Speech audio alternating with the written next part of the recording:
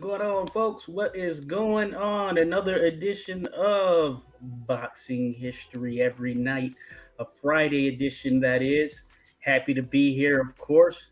This is a big one. This is a special day because we talk about one of the absolute premier, top tier boxers that the sport of boxing has ever seen. Really, it gets no better than this. I mean, there are few that can rival, even in a small semblance, the career of one Pittsburgh Windmill, better known as Harry Greb. You got it right, Harry Greb. Now, if you're familiar with the channel, of course, you've probably heard a lot of things about Harry Greb because we talk about him all the time.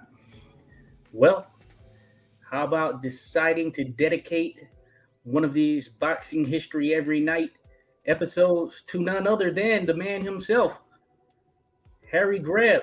So, cheers to that, folks. Cheers to that. And I appreciate everyone who is attending right now, who is going to be attending, viewing, etc., as well as those who will be watching the replay. So, per usual, we start with a few shout outs. And right now we have one, and that's none other than Flat Boxing himself, a man who knows about the great Harry Greb, along with a multitude of others who follow the channel, who participate in the channel, who keep it real and love the boxing history. Harry Greb is one of those guys that brings out the best of the best because he is, without a doubt, the best of the best. And you know, with a guy like Harry Greb, much like the other episodes, I must digress. I was going to say that I don't really need a script for him, but I do need to pull up his record because he fought a who's who of boxing. And when you get to that level, there's just so much that you can't retain just as an individual brain. So it requires some cooperation from many others. And that's where my fellow people come in, the likes of Flat Boxing. So salute to you, Flat. Appreciate you being here, buddy. Also, the great Colin Campbell, a knowledgeable individual himself. Appreciate you, Colin Campbell. We also, if you see there, we also have Barrow in the background. She's in the mix. She's going to be pacing back and forth probably for the duration of this. Hey, but when it has to happen, it has to happen. So salute to you, Colin Campbell, who says howdy. So howdy to you. You know, I almost wore this hat right here. This would have made that howdy a little bit even more of a grateful howdy. I thought about wearing it. Didn't quite mesh, I guess you can say. But made in Mexico right here. Viva Mexico. Anyway, thank you all who are here, without a doubt. Colin Campbell, appreciate you, buddy. Facebook user, but I know who that is because she says, let's get it.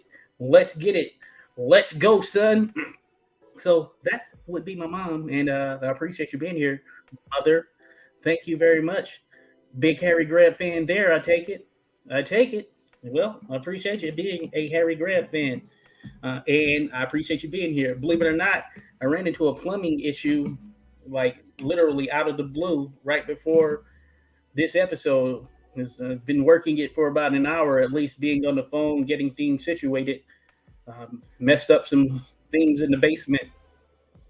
One of those things, holding it down here in Washington, D.C. But that being said, the show must go on. So salute to my other half, Melty. Salute to my other half, who's going to hold down the eventual proceedings that take place when the plumbing company gets here to help us out. You know what I mean? But you know what? Harry Greb, we must talk about him regardless of the situation. We cannot let this Harry Greb show go by the wayside. I thought about postponing, then I said to myself, what would Greb do? He would fight. Even if blind in one eye, heck, even if he's barely able to see out of both, you know what he'd do? He'd continue to fight on. And that's what I decided. So let's get it, baby. We're here to talk about him. Nick Hammer, salute to you, Nick Hammer. Appreciate you being here, buddy. Glad to have you in the mix. Yeah, big up, buddy. It's midnight here, and I'm crashing now. I've got to catch up with this and your tiger flowers tomorrow. Bless. Hey, blessings to you there, Nick. Appreciate you, buddy, holding it down across the pond there in the UK. So I thank you for even showing up at this particular time. You know, the time difference is, hey, Greb, he scales all time zones. So we appreciate you even dropping in there, Nick. Saw some of your comments. Certainly, I'm going to reply. Certainly, the response has been overwhelming. So I appreciate it without a doubt. So thank you all for being here without a doubt. Blake Gallimore in the house. Blake Gallimore, salute to you, Blake. I appreciate you, Blake. Thank you. I know you've been doing some coordinating yourself there, Blake. Hey, I didn't even ask for it, man. You're great for doing that, and you are appreciated, Blake, without a doubt. And like we said, hey, maybe, just maybe, you'll have to hop on this thing as we talked about the great Harry Greb. Keep that in your mind, folks. We're going to get to it, but we're going to be talking about the great Harry Greb, Pittsburgh Windmill from Pittsburgh, Pennsylvania, one of the great fighting towns, along with the likes of Billy Conn, the Pittsburgh Kid. We were going over this yesterday, courtesy of my man Dan, who says, salute, Nonpareil Josh. Dan, you're far too kind. You're far too kind. I appreciate you, Dan, but I like that. Nonpareil, used to have that on Twitter. Nonpareil, like the original Jack Dempsey. And like my man Flack put me on, the original Nonpareil Jack Randall, who I don't really know anything about, but that being said, Flack Boxing put me on game. And he says, salute to you as well, Don. So appreciate you, Don. Charlie Burley, another Pittsburgher, was just thinking of that. Hello there, Boxing Beta's Fight Showcases. So I appreciate your Boxing Beta's Fight Showcases. Hey, all these individuals that are in here, hey, give them a like, give them a subscribe. Hey, give the actual video a like, depending on if you can, if you're on YouTube, whatever it may be, give us a like. And we appreciate you being here. Boxing Beta's Fight Showcases. Give them a like, give them a subscribe. Go check out the content on this channel. Boxing Beta, I forgive me. I was supposed to check out that edit you made. I'm going to check it out tonight by any means necessary. It's Friday. I have no excuse. You know, I told you I had a plumbing issue. We're talking about Greb. So by any means necessary, the Greb show must go on. I'm going to check that out, Boxing Beta. You have my word. Dan says, hey, Flack brother. So salute to you. Boxing Beta, Harry Greb is such a good fighter. He regained titles a lot, so much comebacks, without a doubt. Harry Greb, you're talking about a man who participated in hundreds of contests. And like I always say, I try to caveat such with these boxers back in the day, there were a number of times in which they would actually have some fights that probably weren't recorded. You know, you had to get money by any means. Some of the rules could vary in any state or vary from state to state. And given such, there might be some times where, hey, some things might have to happen off the books in order to make some things happen. But that being said, it was all meant to be. It was all meant to be because it was all in the name of keeping the fight game alive, keeping that fight game alive. And that is something we will continue to do. We will continue to keep that fight game alive. So salute to you there. Nick Cameron, I know most of BL's stats on Greb, but love hearing about different fights of Harry Greb and his opponents. Blessed. Yeah, without a doubt there, Nick. That's one of the beauties of it. I was seeing yesterday, I think a lot of us were joking, as a matter of fact, that with a guy like Harry Greb, you could just, it's one of those situations, sort of like if you were to say, hey, you know, you can throw a rock down the street and you can just hit someone who's done such and such. In the case of Harry Greb, you can just throw a rock in a group of boxers from that time, and in all likelihood, it's going to be a Harry Greb opponent. So that's the case with Harry Greb. He fought everybody, so many people that I can't even recall exactly everyone who he actually competed against. Just off top, of course, he had so many fights. And I think that's a big piece of what makes him great. That adds to his story. He was just one of those guys who was in there with some of everyone. And I think we highlight that. Yeah, I was just texting. As a matter of fact, my apologies, I had to text about this whole plumbing thing.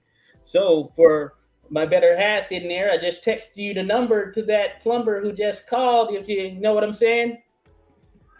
I text you the number to that plumber who just called. So if you could give him a call real quick, I appreciate it. Hey, gotta love it. When it comes to Greb, we got to do what we got to do. Blake Gallimore, let's start. 16 Hall of Famers be going on going 32-11-5 versus those Hall of Famers. Hey, those are insane numbers, insane stat lines right there. It's something you can't duplicate. You won't see it again. You're certainly not going to see it again as it relates to the pace that these fighters today compete in terms of. We might have guys who have 30, 40 fight careers, 50 fight careers, maybe, I guess you can say that's on the higher end. We have some who occasionally go over that, but certainly you don't see that a ton. And it's an interesting thing. Mr. Nasty Time. Mr. Nasty Time. I haven't seen you, Mr. Nasty Time. Have I? Appreciate you being here, Mr. Nasty Time, without a doubt. Says, I appreciate your knowledge, buddy. Good luck with you. Got it. There's no footage of Greb fighting. Hey, that's one of the things that we tend to sort of share and sort of somber over, almost as though we're under a campfire. We talk about that all the time. The fact that, at least right now, outside of that newsreel, we don't have any footage of Greb. And as I was saying yesterday, we're going to keep hope alive. We're going to keep hope alive. There may be a 1 in 1,000th chance. There may be a 1 in 1 millionth chance. There may be 1 in 1 billionth. But still, as Jim Carrey said, so you're telling me that there's still a chance. There's still a chance. Yes, I can. And if there is still a chance, that means that we can continue to hope that a Greb video pops up, Mr. Nasty Time. So if it does, we're releasing it. Dark Man, I'm sure he'll be on here at some point. Hey, he's willing to risk it all. Oh, Dark Man is on here. Dark Man, salute to you. Says my boy, the Pittsburgh Octopus, finally. Salutes, how's everyone here? Dark Man, we were talking about it yesterday. Dark Man knows that he's willing to risk it all to obtain and release a Harry Greb video if he's able to come about it at some point, somehow, some way. And we're not going to stop. We're going to back him. Hopefully, if you're here, you're willing to stand with us, back him, just willing to back Harry Greb, the legacy, because that's what it's all about. We have to keep that legacy alive, without a doubt. Flat boxing, 16 Hall of Famers, most in history. 33 wins over Hall of Famers, most in history. 32 wins over champions, second most in history. 40 wins over pound-for-pound rated fighters, most in history. Yeah, I got to tell you, I say this, and I say this all the time. I feel that the best resume in boxing history is none other than the great Harry Greb himself. I'm willing to stand behind that. As Boxing Beta says, fought so many legends. I think he has the best resume in the sport. Now, Sam Langford, he's another one who's up there. I mean, he has a pretty solid resume himself, a pretty great resume. There's others like Philadelphia Jack O'Brien, another with a great resume. But that being said, Harry Greb, there's just something about just the amount of people he fought. And he was a machine. He's almost out-of-worldly, the way that he operated, the way that he was built, unlike any other fighter. And even the great fighters that he faced off against will tell you the same thing. Great little synopsis, Flat. Indeed it was. Indeed it was. I want to make you an edit today. Hey, Boxing Beta, let's do it. Appreciate you, buddy, without a doubt. Hey, I'm going to check them out. If you do so, hey, I'm down. I'm going to check it out. We're going all Greb here tonight, and we'll see how it goes, because we don't plan on stopping until the party in itself stops. The Boz. So the Boz just entered the building, said evening. Appreciate your buys. Most certainly. What I'm going to do, I'm going to drop that invite link in here as well. If anyone want to hop on, I know we have a lot of Greb fans, enthusiasts, knowledgeable individuals. So feel free. Jennifer Waldfarth. Hey, how's it going, Jennifer? Appreciate you being here. She says, hi, everyone. Hey, we certainly appreciate you, and thank you for being here as we discuss the monumentous career of Harry Greb. And really, we all know that with someone like Harry Greb, you can't really sum up his career in a single video. You can't sum up his career in a single live. You can't sum it up in a couple of videos. Maybe it takes a series. And that series, as far as how many, I mean, who knows? It's just so extensive. It's hard to really pinpoint it. It just takes a lot. Because Harry Greb is one of those rare fighters, very rare. Even amongst rare fighters, he's rare. So we appreciate you being here, Jennifer. Thank you for gracing us with your presence, without a doubt, Jennifer. So we do thank you. I think there's a very short footage. Yes, a newsreel. Indeed there. Bob says hi, Jennifer, as well. Jennifer, we do appreciate you being here. Indeedo. beta boxing from middleweight to heavyweight, and the way his opponent explains his movements is impressive because it slows you, defense off speed. What a legend.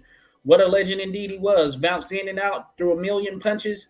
It was hard to time him. It was hard to actually keep up with his pace.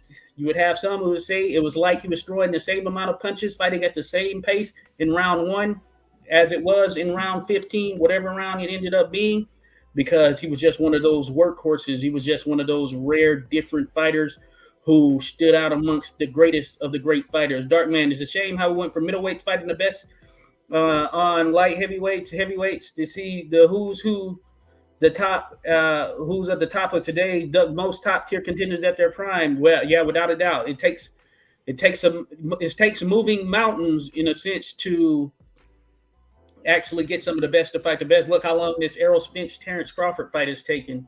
I mean, I didn't think it would get to that Mayweather Pacquiao time sort of length and time frame as far as how long it took that fight to be made, but it ended up getting there. I mean, this fight should have happened maybe 3, 4, I guess you could say even 5 years ago. I want to say somewhere in that ballpark, and it is such a shame, Darkman. And Darkman, I did check out that video that you were mentioning. I don't know if you saw it, but the one where you thought maybe there could be Greb, but no, that was actually the great Philly Phantom, Tommy Loughran of Philadelphia, and he's a person who fought Greb, which tells you something right there, because that's one of the great light heavyweights in boxing history. Fought at heavyweight, all that stuff as well, in and around there. So, man, Greb was in there with the best of them. Salute to you there. You've been going nonstop this week, JB. Better slow down. Hey, I'm going to have to. As a matter of fact, I'm going to be out next week. I might not be able to do anything. I'm going to be out of town. Going to be in the middle of America, as a matter of fact. So I'll see what I can do. Maybe not a ton of stuff. Bruce Gas, Boxing Jazz, and more in the building. Salute to you, Bruce. Appreciate you being here again, Bruce. As always, everyone go check out, subscribe to Bruce Gas, the Boz as well, of course, Darkman, everyone here. Let's share the love, babe. Let's share the love. Let's keep it going, because we're all fans of Greb. Yes, he fought with a glass eye. Look at that. There it is. That tells you everything you need to know right there. This guy was truly a fighter. It's unlike today where, you see some of these guys, they can go on and they can fight for a lot longer. Of course, they're not fighting at the same pace as some of these fighters back in the day. And additionally, we have seen some advances in medical procedures, what we have available from a medicinal standpoint, etc. But that being said, back in the time of Harry Greb, thank you there for sharing that, Jennifer. But back in the time of Harry Greb, those guys had to fight and continue to fight to make a living.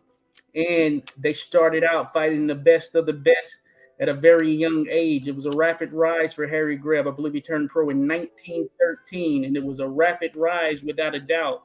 But those guys had to continue forward. They had to continue to march. And it didn't stop and it didn't change. They just continued forward because they essentially had to. I mean, that's how you made your living. That's how you got where you needed to be. And in the likes of Harry Greb, racking up a number of fights. We're talking hundreds if you really think about it. And of course, you get a lot of wear and tear. You don't get to fight as longer. So by the time you're in your late 20s, you're already a bit past it.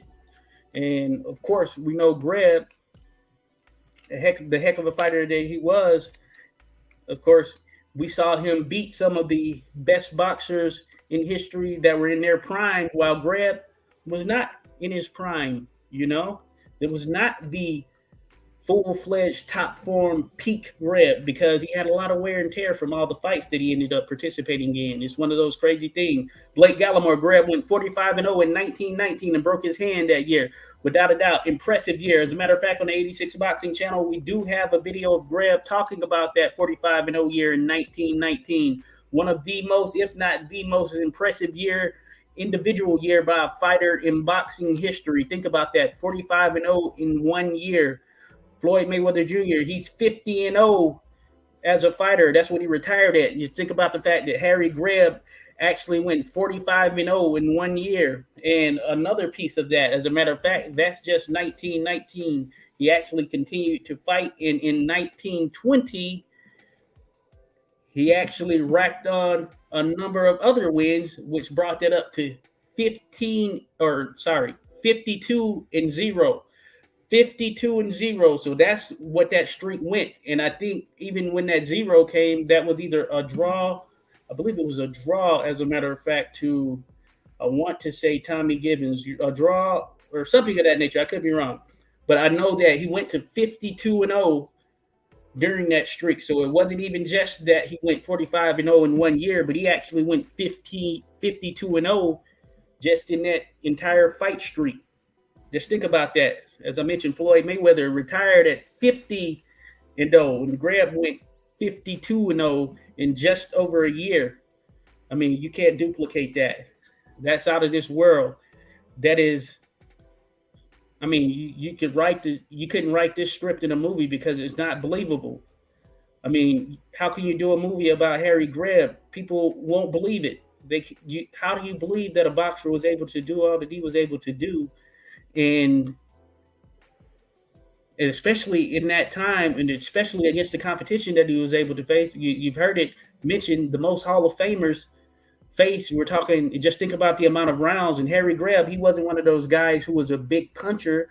You know, he didn't have a ton of knockouts, as a matter of fact. So he had to actually fight his way through some of the best fighters that the sport of boxing has seen, bar none, over the course of its history, which is one of the deepest history in sports, maybe the aftermost history in sport just in general. So Harry Greb had to box his way through a lot of those fights. He didn't have that knockout power to just change things on a fly, so he had to box his way through. So he had to be better. He had to be more conditioned. He had to throw more punches. He had to fight at a more expedient pace.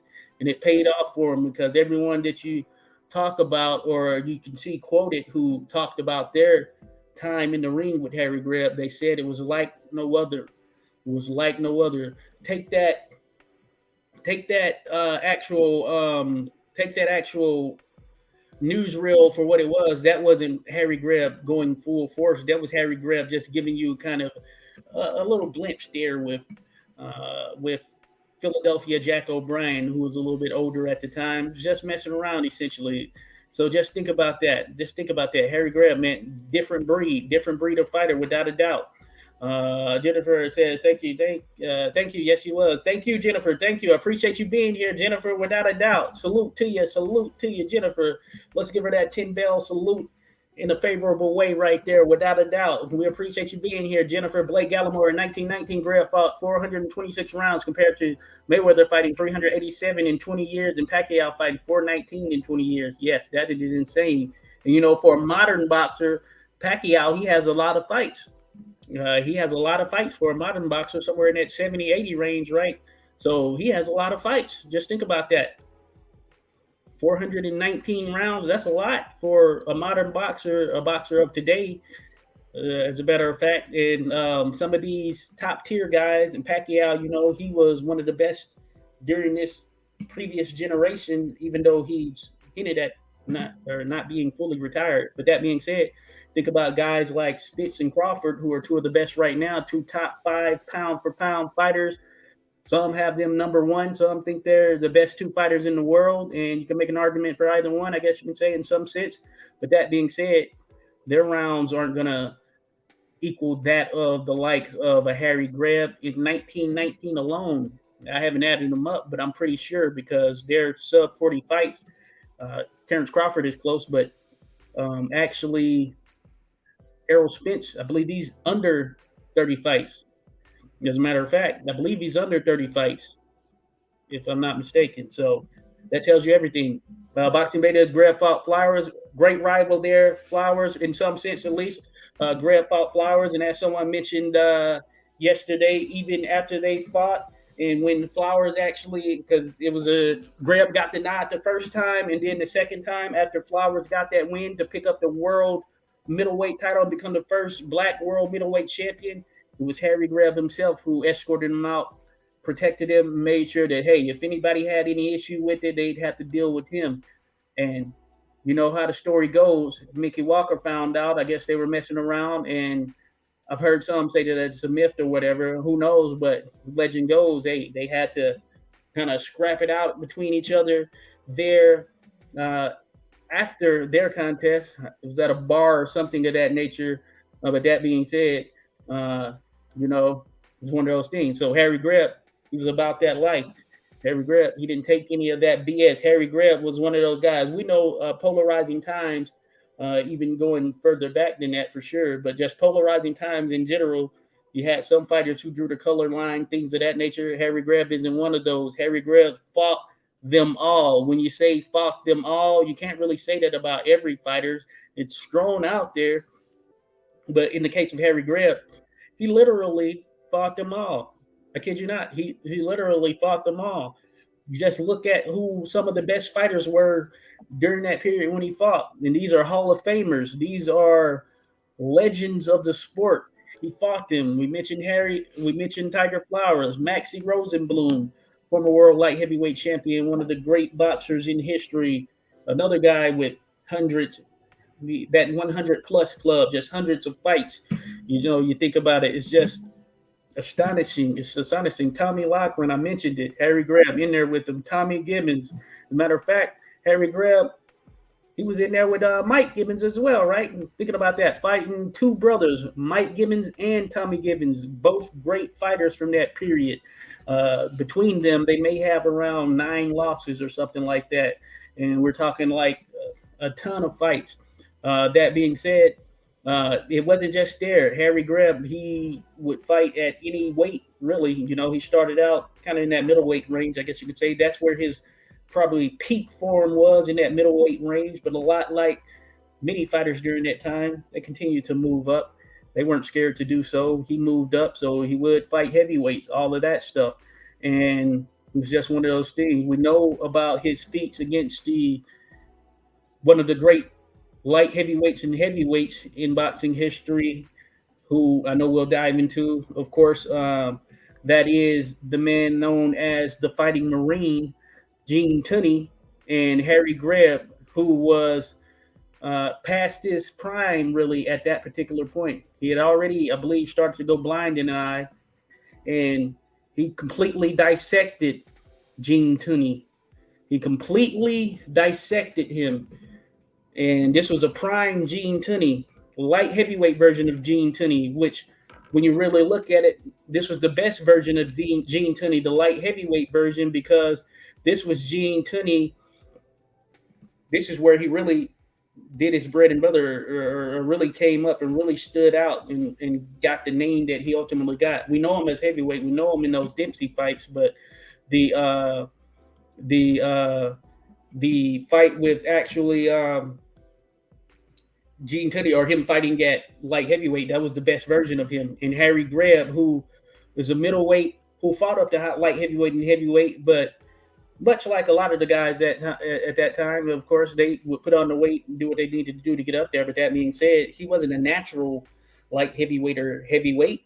Of course, he did it because, hey, as you went up in weight, that's where the money continued to rise as well. We know that heavyweight has generally been the marquee division when you think about the overall history of boxing. You could argue, in different ways. Of course, right here in modern times, we've seen ebbs and flows. But still, that being said, heavyweights have generally been that marquee division, that they have been those marquee fighters and generated a lot of buzz and a lot of funding. And of course, fighters would continue to go up that route. And we know that Greb, hey, he wasn't afraid of fighting anyone. I told you. We know about the legendary story of him and dare I say it, Jack Dempsey, in a sparring session or two, or how many ever sparring sessions it was, but we know about it. Gave him all the trouble in the world. Flat Boxing says 19, 45 and 05 Hall of Famers, 10 Hall of Fame wins. That's the same amount of Hall of Famers that Floyd fought his entire career. Just think about that. Think about that. 10 Hall of Fame wins. Think about that. Harry Greb, different breed of fighter. I can't say it enough. Blake, no offense, but Aaron called Stephen A. Floyd's mouthpiece. You definitely are Grebs. Without a doubt. We all are here to do it. Canelo and Benavidez too. You're right, Dark Man. It's crazy. We can't get the best fights in the world going. Hey, Max Duran. Hey, what's going on? Max Duran says, how's it going, John? Just found out about this series. Hey, appreciate you, Max. Salute to Max, everyone. Appreciate you being here, Max. Yes, definitely. We like to talk about the greats. We're talking about the great Harry Greb right now. And of course, what better than that? I mean, one of the greatest boxers in history. As a matter of fact, pretty much every one of these shows in this series, I think that we've gone through and we've ultimately brought up Harry Greb. I mean, it's hard not to. I mean, even if I try not to, he just somehow seems to come up, and that's partly because, like I said, I mean, he fought everyone. It's hard to talk about a great fighter in history and not have some type of Harry Greb connection. It's just one of those things. It's almost like the Bermuda Triangle. There's some kind of crazy sense or some other spirits or whatever surrounding that. It's like that with Harry Greb as it relates to fighters. I mean, you can't talk about another fighter and go through the history of the sport talking about specific fighters without Harry Greb coming up. And hey, it's not even on purpose. It's just like a natural thing. I guess it kind of rolls off the tongue. Harry Greb. So we appreciate it. Let's not start, man. Blake Gallimore, let's not start. Let's not start with the Dempsey stuff. What's going on? How's it going? Yeah. Max Duran. Yes, sir. Yes, sir, Max Duran. Appreciate you, buddy. Hey, glad to have you here. We're going to continue it going. We're going to continue keeping it going. We're going to continue with this because it's needed. Bods and Blake, I didn't hear no bell. hey, we might have to go there today. Oh, there we go. Damn, Philadelphia Phenom, one of the few who beat Greb. Yes, certainly. The Philly Phenom, Tommy Loughran, another guy who fought up to heavyweight, one of the greats. We have a lot of footage out him. Shout out to Fight Fan, who isn't on here now, I think, but he may drop in there, Poland Ball. But anyway, he made a video, as a matter of fact, where he was showing all of the opponents that Greb fought. So when we talk about this footage thing, and one of the, I don't even know what it is. I think it's just one of those sort of situations where you have guys who, or I guess it could be girls as well, guys and gals who feel some type of way about the fact that they haven't seen footage of a fighter. And we have footage of Philadelphia Jack O'Brien. We have footage of the Philly Phenom, Tommy Loughran. We have footage of, who else did he fight? Toy Bulldog, Mickey Walker. We have footage of Jack Dempsey, of course, who he sparred and I guess you could say gave a licking, or at least had him very frustrated and embarrassed in some sense. Those are just to name a few. We have footage of, who else was Greb fight, man? He fought some of everybody. We have even footage of Mike Gibbons.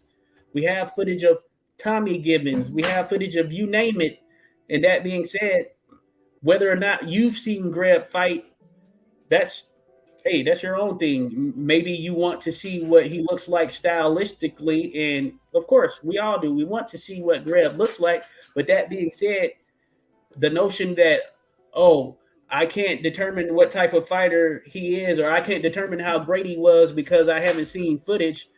Did you hear the fighters I just named that we have footage of? Many of them he beat convincingly. We have footage of Gene Tunney. We know that Gene Tunney only lost one fight. What more do you need to hear? What more do you need to see? Or why would you need to see to know that Harry Greb beat Gene Tunney, completely dissected him in that first fight, and of course lost and drew in some controversial fights thereafter. But that being said, we know that he did that. There are pictures. So what do you mean you need to see him to know how good he was? You just saw. You see the individuals he beat. What is it that you need to see to be able to comprehend? It's a mystery, right? It's a mystery. I don't know.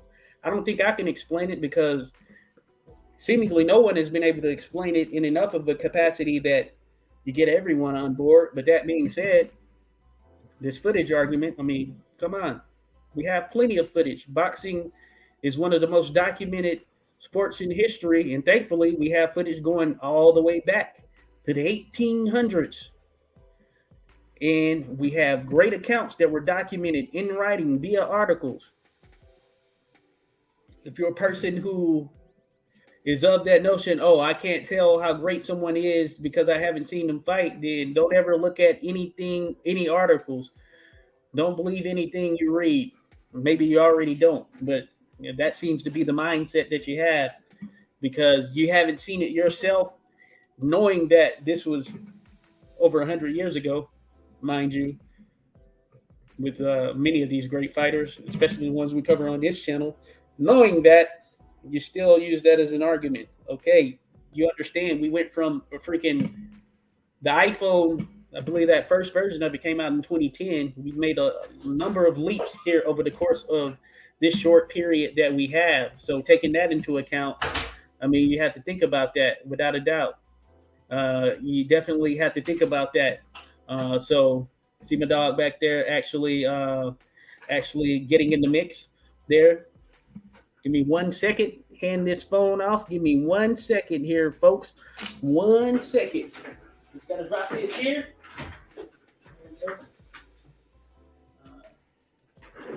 Thank you. Back in the mix. Hey, I told you I had a plumbing issue, but the show goes on. The show goes on without a doubt. So flag boxing, Lockman, one of the best, most skilled boxers ever. Argue top 20, not all time, but pound for pound. Without a doubt. Without a doubt. He's of that ilk. He's of that ilk. We saw him in there mixing it up with the huge former world heavyweight champion Primo Carnera, which, of course, he made a lot of people feel and look undersized, which is pretty interesting, right? I told you, I was telling this story yesterday. It was at the tail end. You had to really get through the entirety of the video when we were talking about Tiger Flowers, of course, Greb opponent. And I was telling the video, or at least I was telling the story of being at the International Boxing Hall of Fame and seeing the castings and seeing the fist casting of Primo Carnera. Sting was huge. It was the biggest fist in there. This was a huge man. Now, I don't know if the video does as much justice as it probably should. So, yes, there were big heavyweights. We talk about, oh, the heavyweights today are so big or whatever. What would those guys back then do against them? What they did against the likes of Primo Carnera. Joe Louis beat him. He was smaller. I mean, yeah, the bigger they are, the harder they fall. That's supposedly coined by the great John L. Sullivan. I don't know that with validity, but that's what I heard, supposedly, that he came up with that term. But I guess in theory, if you knocked out anyone bigger, you can say the bigger they are, the harder they fall. But Tommy Loughran, one of the greats, the Phantom of Philly, the Boz, better to be Greb's mouthpiece than Mayweather's. Certainly. Harry Greb, one of the greats in history, known, backed, signed, sealed, and delivered. You can stamp that, put it in the mail, and it's going to get to its destination. Greb versus Dempsey would be a very good fight, without a doubt. Matter of fact, since we're going there, hey, we can go so many different ways with this discussion.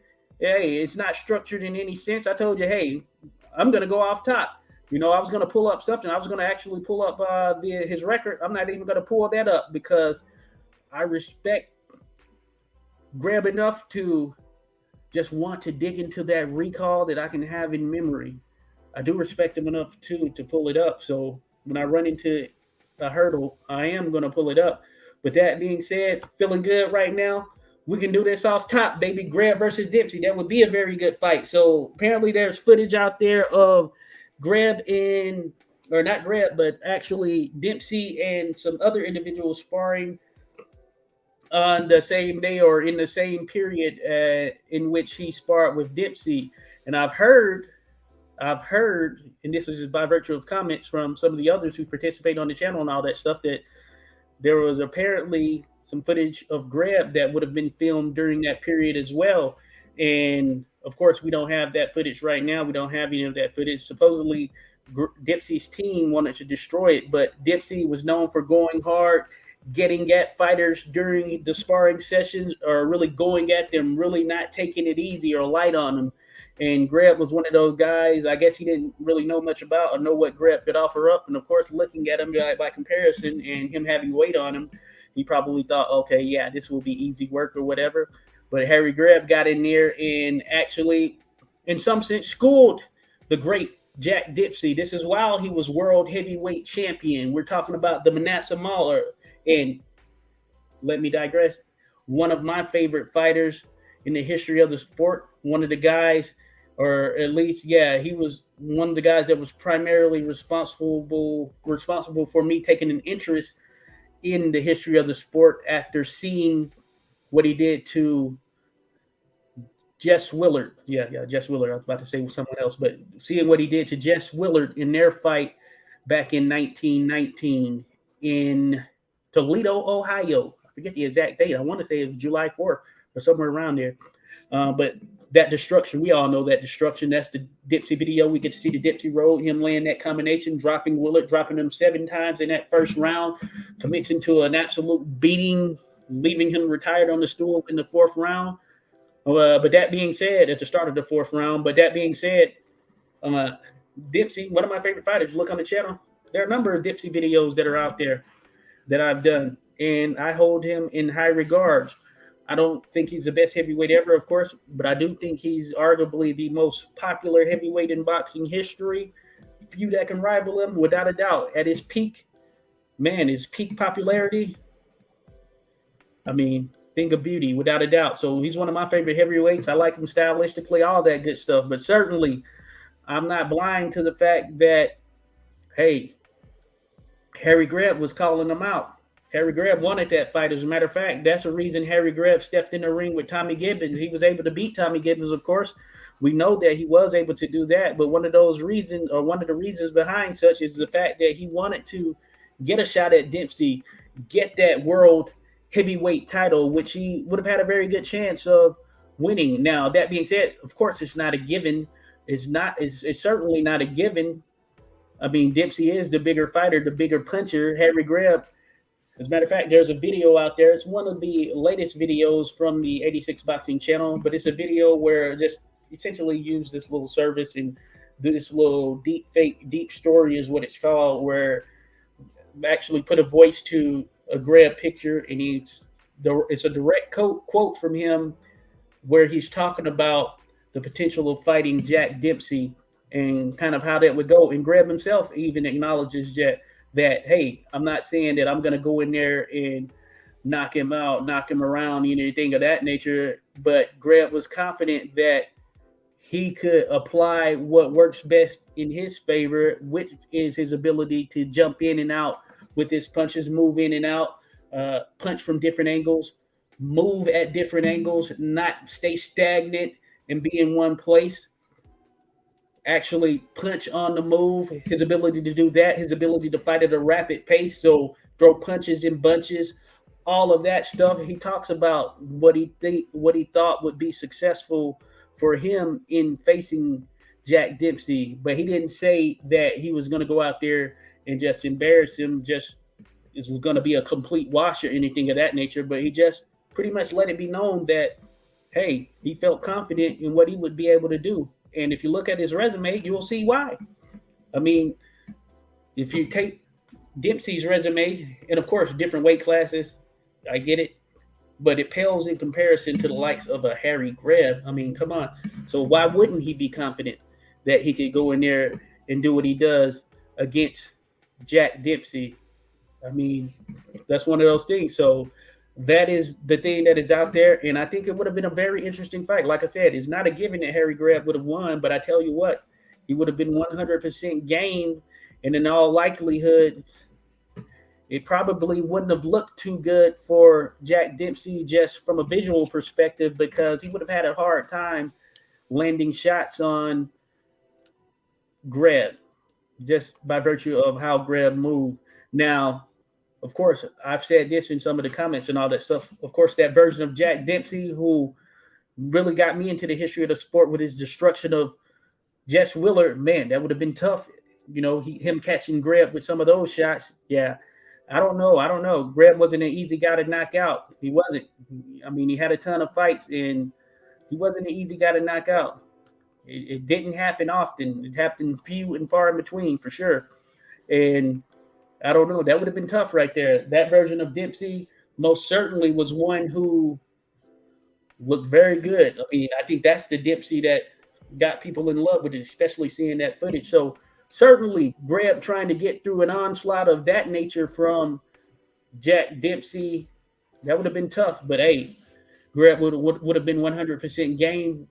And if you really break it down, look deep into it, you can conceive ways in which Greb could win, for sure. You can conceive ways, especially that more plotting version of Dempsey we saw in there with Gene Tunney, a guy that Harry Greb completely outclassed in their first contest. I must continue to say, past prime Harry Greb, this was not the best Greb. I had some guy or some, I don't know who it is, but they go by the post name Machiavelli or something. He was saying that he just kept saying to me, "Oh, Tunney's the better fighter. He won more fights. He won the fight series." But from my perspective, I don't think he's actually gone and actually looked into any of that. And I think that's very dense. Maybe he has a balloon for a head. It needs to be banned. But that being said, I'll let him continue to do his thing if he wants to be here. But that being said, come on. Get out of here. The Philly Phenom. Well, let me get to some of these coming in. Jack Britton fought around the same amount. Yeah, Jack Britton had a ton. He had more than Greb as far as what is actually documented and recorded from an official fight standpoint. And mind you, the official fight, I'm talking about some of the sites that we all use, all that stuff. Of course, I'm sure we can dig back and see what Ring Magazine may have had during their history of documenting some of these fights. I have this old Ring Magazine. It's not the magazine itself. I don't have it here on me, but it's in the living room there. But it's some kind of book or something of that nature where it's like documenting the records of fighters. I forget what they call them. Maybe Ring Magazine record book or whatever. So I'm sure you can look at those. Of course, we know the ones we look at online. It's unquestioned the Box Rec. That's their number one. That's the number one boxing site. Period. If you look at the internet rankings, Alexa, that is no longer there. I think that had something to do with Amazon Alexa. But anyway, that site, when it was around, I believe that's the last time I checked it. But if you look up the number one boxing site, at least at that time, and I believe it probably is still the case today, BoxRec is the number one boxing site across the board as far as all boxing sites. So therefore, of course, people go there. You can see fight schedules, etc. And the big thing, the records. Boxing Rec, of course, they have a lot of good stuff. They have, as I understand it, maybe they have some type of team. Then Cyber Boxing Zone, that's another one. They've done a great job of documenting the history. But that being said, that doesn't tell the full story. There are still some fights out there. As I mentioned, Random Accuser Thoughts, salute Random Accuser Thoughts. I was trying to get him on here as well. But there are some teams out there that, or at least there are some fights out there that we know that haven't been fully, or they may be lurking in the shadows or something, because Random Acoustic Thoughts recently found a Sam Langford fight that wasn't recorded on like the Box Rec or the Cyber Boxing Zone, which are probably the two most popular. And then there's some other ones like Fight Records and stuff like there are a number of those sites out there that have them, but Box Rec, Cyber Boxing Zone are probably the two where people go most. But that being said, Jack Britton had a ton of fights. Harry Greb didn't quite have that many in that 300 club there with Jack Britton, somewhere around 334 or something like that. But that being said, we know that in all likelihood, he more than likely had other fights that were actually taking place that weren't documented. As a matter of fact, Jennifer Walsforth, his sister Ida May, my great aunt told us when we were younger, it was never public knowledge. Okay, good stuff right there. Good stuff right there. Jennifer, say, hey, appreciate, salute to you. A very special guest in the house right there. Jennifer, who is a granddaughter of Harry Greb. So salute. Everyone show her some love. Everyone show Jennifer some love. It's a pleasure. It's an honor to have you here, Jennifer. We're talking about one of the greatest fighters in history. And we know that beyond that, he was a man who was willing to fight any and all. And kudos to him. Kudos to him in that regard, because he helped to push the sport forward. The sport that we love. Harry Greb was responsible for helping to push the sport forward. True fighter in the sense of the word, a true fighter. I'm Barney Ross mouthpiece. Do something about it. Barney Ross, that's a good man right there as far as his feats in the boxing ring. 52-0 flat boxing. Yeah, I was talking about that. I always get backed up on these comments. I'm going to try to get through them quicker. But yeah, 52-0. Harry Greb, he actually went 52-0 beyond that 1919 year where he went 45-0. So tack on another 7 fights in that streak. Certainly one of the great fights ever. Find me someone who has done that. I know Henry Armstrong, he had a pretty solid unbeaten streak. There have been some other fighters that had some pretty good unbeaten streaks as well, but come on. Especially today, it's just not conceivable because we know the deal. It's just different. Very much different. Barney was a real deal, without a doubt. Barney was a real deal. Dan, the only man to beat Tommy Cochran for a champion of the military, Tommy Marines, Tommy Army. Hey, good stuff. Salute, Semper Fi. Shout out to all the veterans out there. Shout out to all the veterans. I actually updated the description for the channel to include some salute to that. Semper Fi to all my fellow Marines out there. But shout out to all the veterans in general.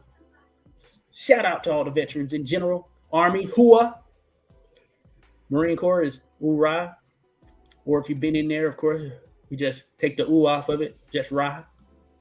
Just plain old rah. Blake, if y'all haven't figured out, Jennifer Walford's Harry Greb's great-granddaughter. I said granddaughter, but I did find out that President Tyler, who was born in the 1790s, I think 1790, he has a grandson that's still alive here to this day, which is pretty crazy, right?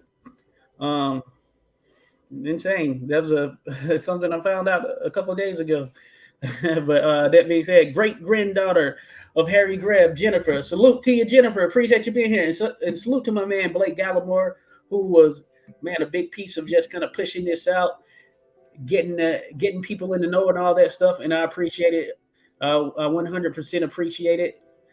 Certainly, I mean, it's great to have everyone drop by. Show some love to this legend of the sport, Harry Greb. We do talk about him.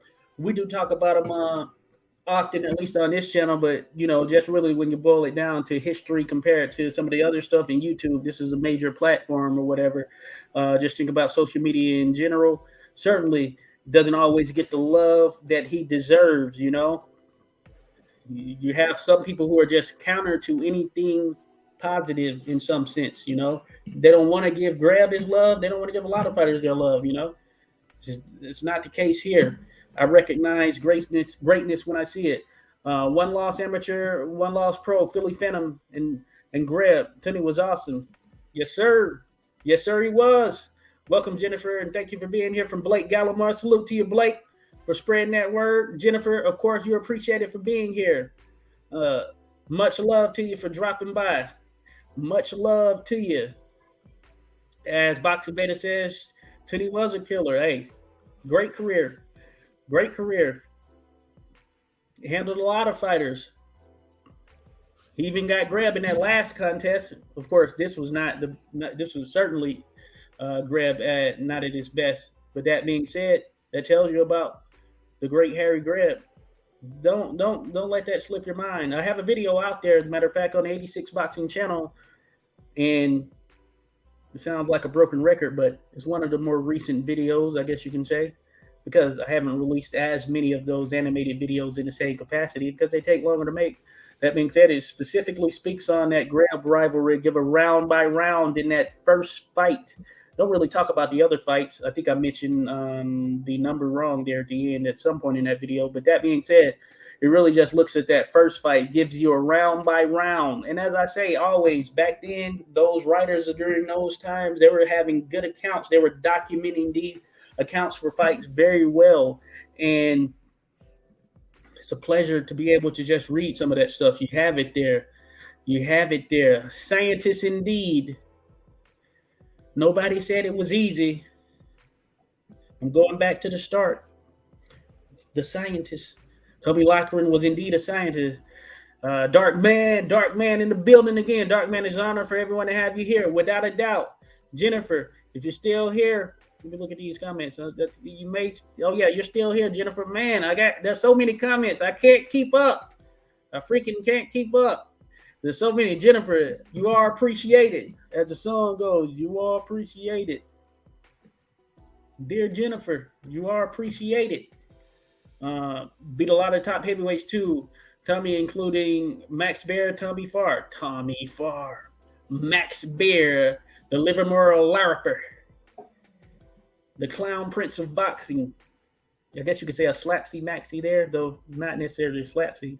Madcap Maxie is what they called him. Max Baer, one of my favorite fighters, a playboy of the sport. Not that I'm bragging on his behalf or anything, but a true playboy of the sport. Madcap Maxie. So good stuff right there, Dan. Good stuff indeed. Yeah, Tommy Lochran, man, he was a beast. Yeah, Max Baer. Hey, yeah, Max Baer had to jump in there with him.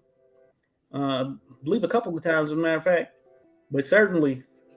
But yeah, I do know that Tommy Lochran did beat him. Maybe it wasn't a couple, but I do know that Tommy Lochran beat him. I have a book. Oh, I still have it lit. Now I need to finish it. The magnificent Max Baer, Colleen Aycock. We need to get her on here to talk about the great Max Baer. I'm a big fan of Max Baer. This book is right here because I took it out and showed it in some other capacity. But that being said, one of the big punchers in heavyweight that boxing has seen, the Livermore Larriper, Max Baer. Okay, my dog is acting pretty funny, but she can't get out of here. We have a plumber here. That being said, good Lord, let's try to stay on Harry Greb today. We'll try. Rodolfo Rivera Jr. in the building. Salute to you, Rodolfo. What took you so long? Don't tell me you were over there on another channel that we've been talking about there, Rodolfo. Come on, man. Come on, Rodolfo. You trying to stir up some beef? You're trying to stir up some beef, Rodolfo? What's going on? What took you so long? I love to do a live on Max Baer. We got to do that. Boz. We got to do that without a doubt. It'd be good to get Colleen in here for sure. I know EJ Boxing Live. Salute EJ Boxing Live. I know he's interviewed her. I swear we need to stop highlighting one fighter in these because we go off track. Yes, I think we'll end it there with he who shall not be named. Greb brings the people out without a doubt. Rodolfo. Hey, it brings the people out, but it doesn't necessarily bring everyone out on time. Come on, Rodolfo. Come on. We were talking about this, man. Come on, Rodolfo. What? Did I say something wrong? You're going to do me like that, man? Greb did want a good scrap there, the Boz. I like that. The Boz. Like the Fonz or the Stiffmeister. I know somebody out there knows about that. Colin Campbell, Live Fast, Die Young. Steve Compton is a great book about Greb. You know, I've been needing to get that book. You know, I've been saying it for a couple of years now. Shout out to my guy, Brian Duncan. Man, if Brian Duncan was here, would have been great to have him in the mix as well because of the fact that Brian is okay. It would be good to have him in the mix here. And Brian Duncan is a guy who, hey, he was really telling me, he put me on a lot about Harry Greb. I know he been in contact with Steve Compton, but salute to Steve Compton. I haven't read that book. I'm going to get it. As a matter of fact, I'm going to get it. I'm telling myself I'm going to get it. Maybe get it tonight here. But that being said, I have heard a number of, I don't know if it's a number, but I know I've heard one interview a number of times, but maybe some other stuff. Of course, I've read articles and things of that nature, but Steve Compton talking about him. Man, such a great man. Welcome, Blake. Salute to you, Jennifer. Appreciate you being here. Tommy was very good. Yes, Tommy Farr was, or we're talking Gibbons. Oh, he beat both Gibbons bros. Yes, indeed. Mike Gibbons, who I kind of rate a little bit higher than Tommy Gibbons. I think you can go either way, but Mike Gibbons, very underrated fighter, did not win a world title. But that being said, very underrated fighter who was very skilled, and he was a good. He's in that video with Packy McFarland. Excuse me, Packy McFarland. Dan, I know you were talking about Packy yesterday, I believe it was.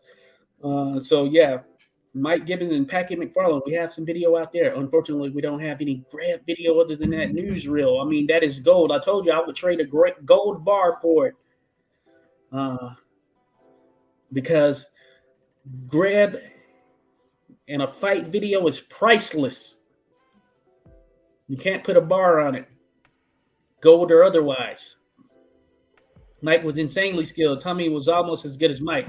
Flag boxing. I told you that guy flag boxing. Hey, what I tell you, folks, he knows what he's talking about. He knows what he's talking about. Hey, I don't know everything. I don't know everything about Greb, so I appreciate everyone being here, sharing their thoughts, sharing their reflections and all that stuff. So I don't know everything about a lot of fighters, but my man flag boxing, like he said, Mike Gibbons, very skilled fighter. Of course, a lot of these guys we don't have a ton of footage on, but that's the intrigue for me. I get to read the accounts. You know, reading is fundamental, they say. So you don't necessarily have to have footage in all cases to understand the greatness of a fighter. In my opinions, they're the best brothers in boxing history. You know, that's a very good one. They certainly right up there. I mean, yeah, I would have to think about it. I can't think of all the brothers. I know Mike and Jack Twin Sullivan, two very good fighters. Mike Twin Sullivan winning the world welterweight title. But certainly, yeah, Tommy Gibbons, Mike Gibbons, very skilled fighters right there. Who else? I'm sure there were some others out there. Some I don't know. There's Barbados Joe Walcott.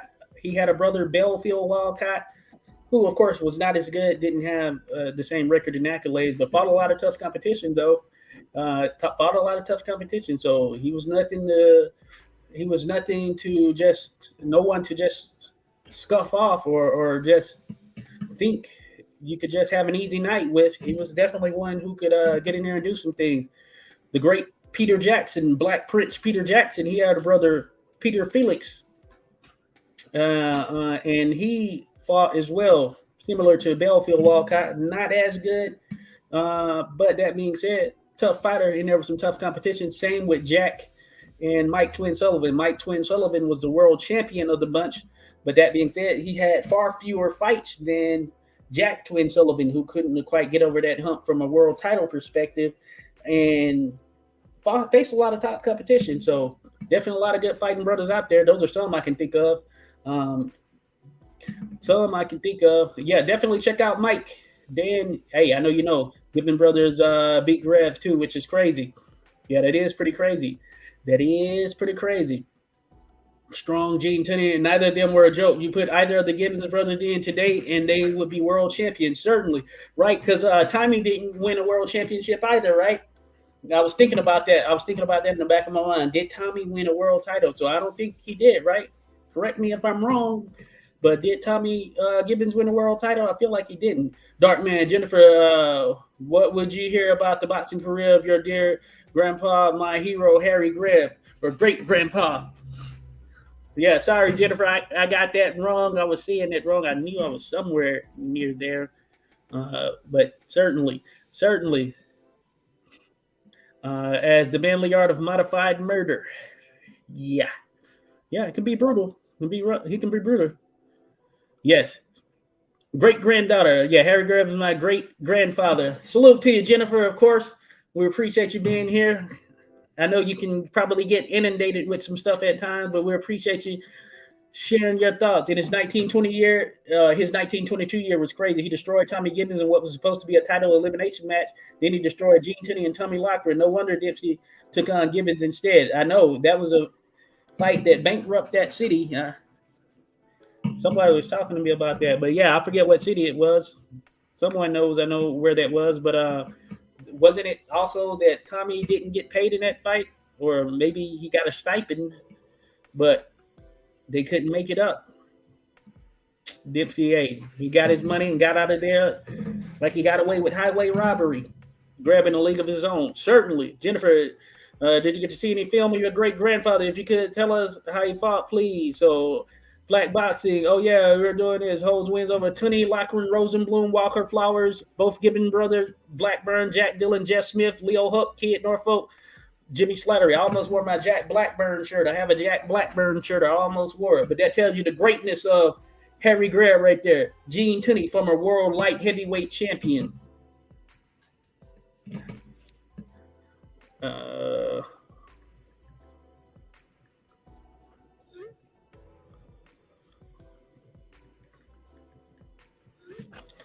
The former world light heavyweight champion,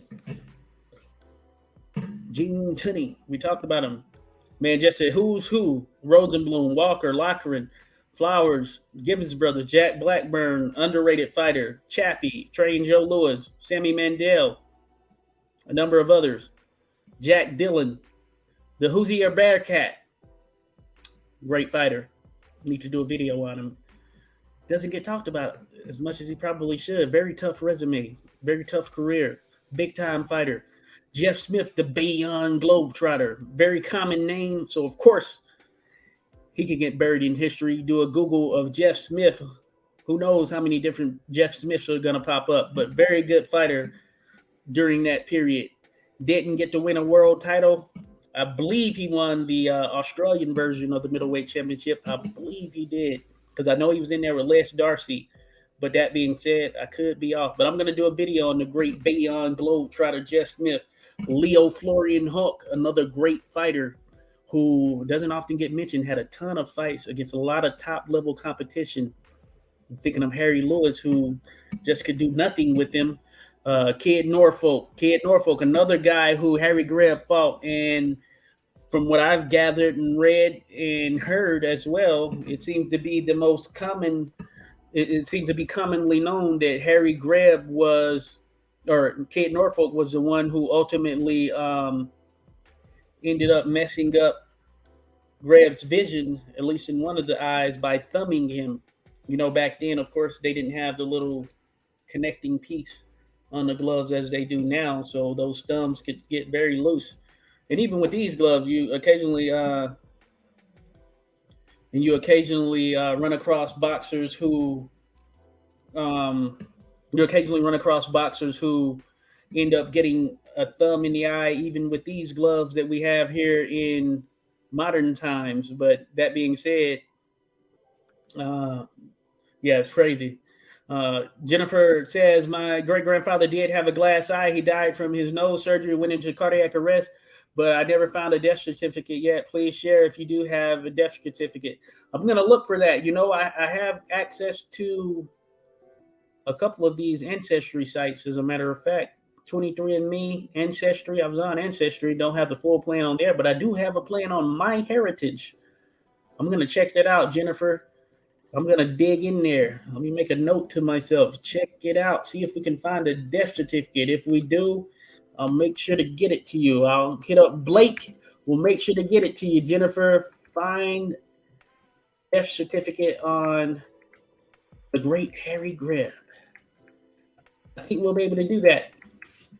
If there's one out there, I'm going to dig through some of these archive sites, or at least these ancestry style sites. There are a number of them, of course, but I've been on all three of them. As a matter of fact, I was on Ancestry yesterday. I'll take a look and see what pops up there, but I'm going to check out MyHeritage as well, because I do have an account over there that I pay for, so I should have access to all the things they have available to dig into that. So I'll let you know. We may have to talk about that again here at some point, Jennifer. That's good stuff. We appreciate you being here, Jennifer. I mean, this is a level of exclusivity that we don't often get. Man, it's so great to have someone who is connected to these great champions. Man, I can only imagine the stories and all. Man, died way too young, as you mentioned. Yeah, getting that nose surgery, which I guess there was a car crash, at least, from that kind of exasperated that in some sense as well, as terms of him wanting to get that done.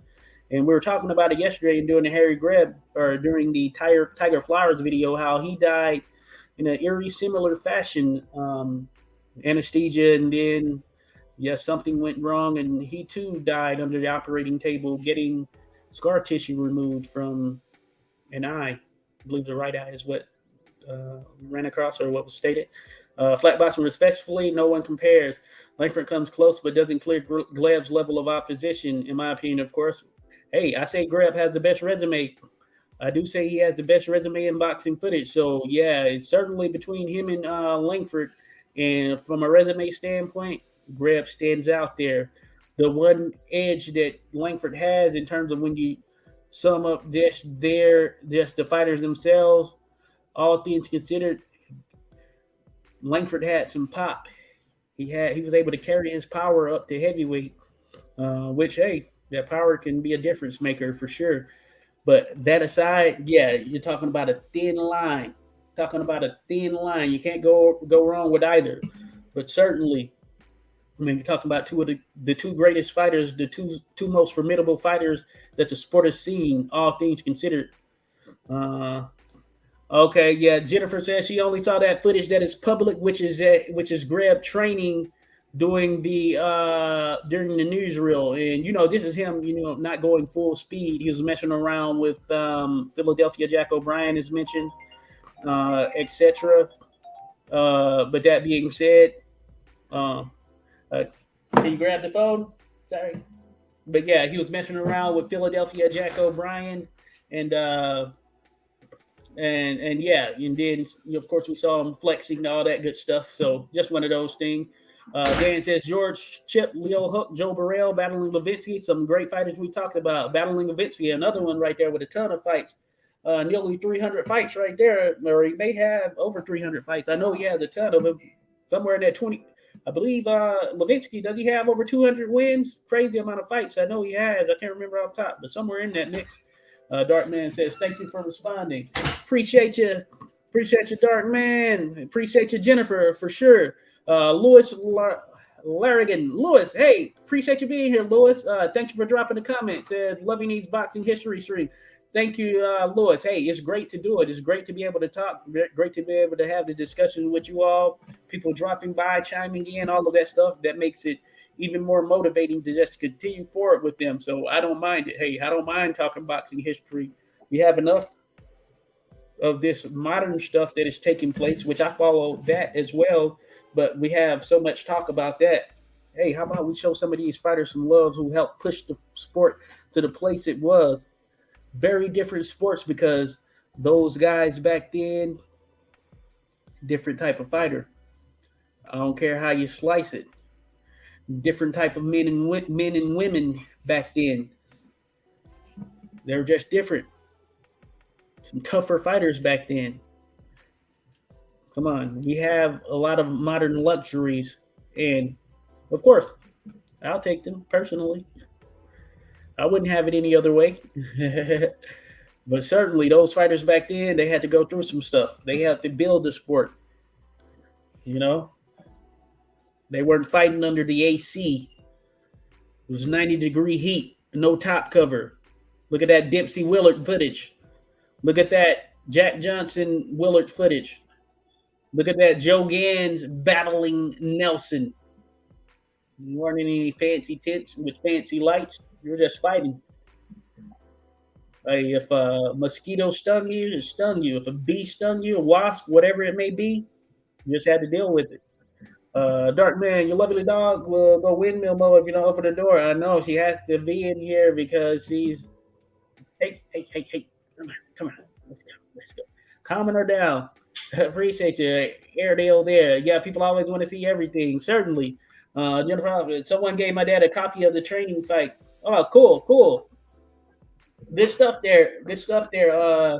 Jennifer, it's great to just have something, right? It's great to have some video footage to harken back on, even if it's a little bit, especially considering how long ago it was. I mean, you think about it. That's why I say boxing has a well-preserved history. You just think about it from that standpoint. We have video footage of Harry Greb, even if we don't have him fighting. We do have footage of him. We have a lot of pictures.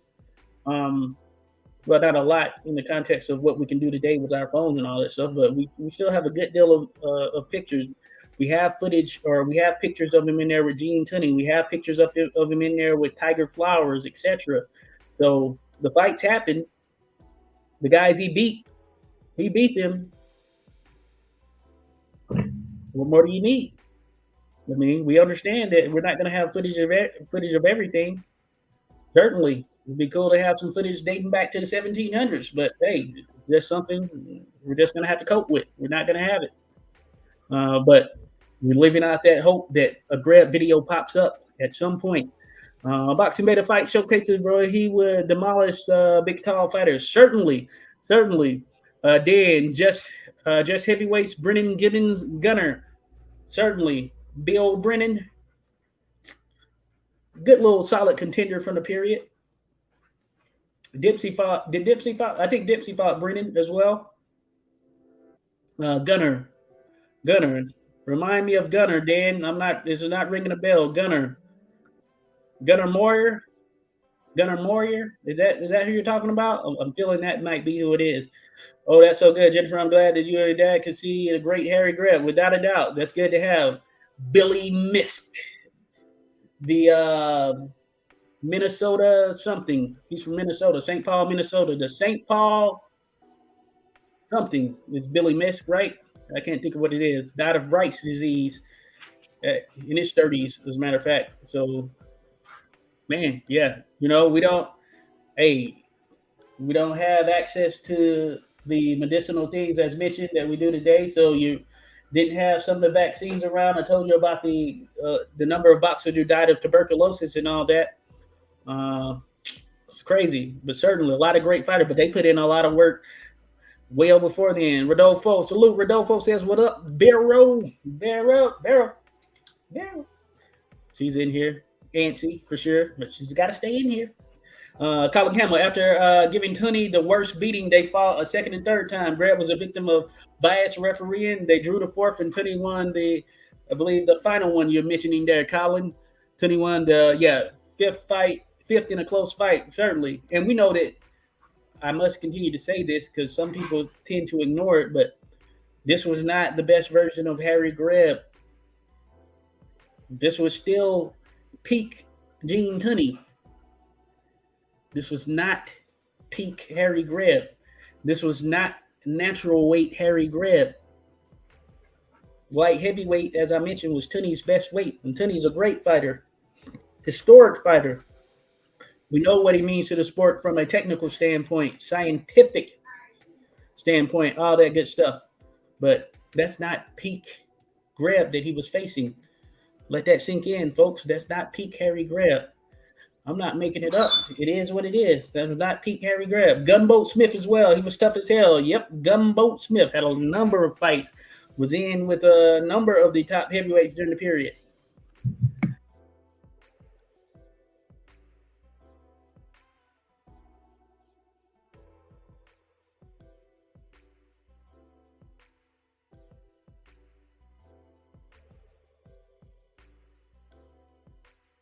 All right.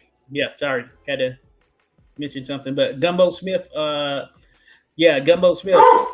Hey, well-traveled fighter right there. Tough dude. I want to do a video on him. I had started something a little while back, script-wise, but haven't gotten down to it. I think he's Philly too, right? Did we mention that? He was from Philly or something like that? Or maybe from another spot, but maybe Philly. I think it's Philly. Gunboat Smith. He was in with a lot of top heavyweights. Jennifer says, I would love to find live of him fighting. No one has ever seen actual video. Yeah, Jennifer. Hey, that is like gold right there. That is gold. Some people might be willing to give an arm or toe. Would I sacrifice a toe?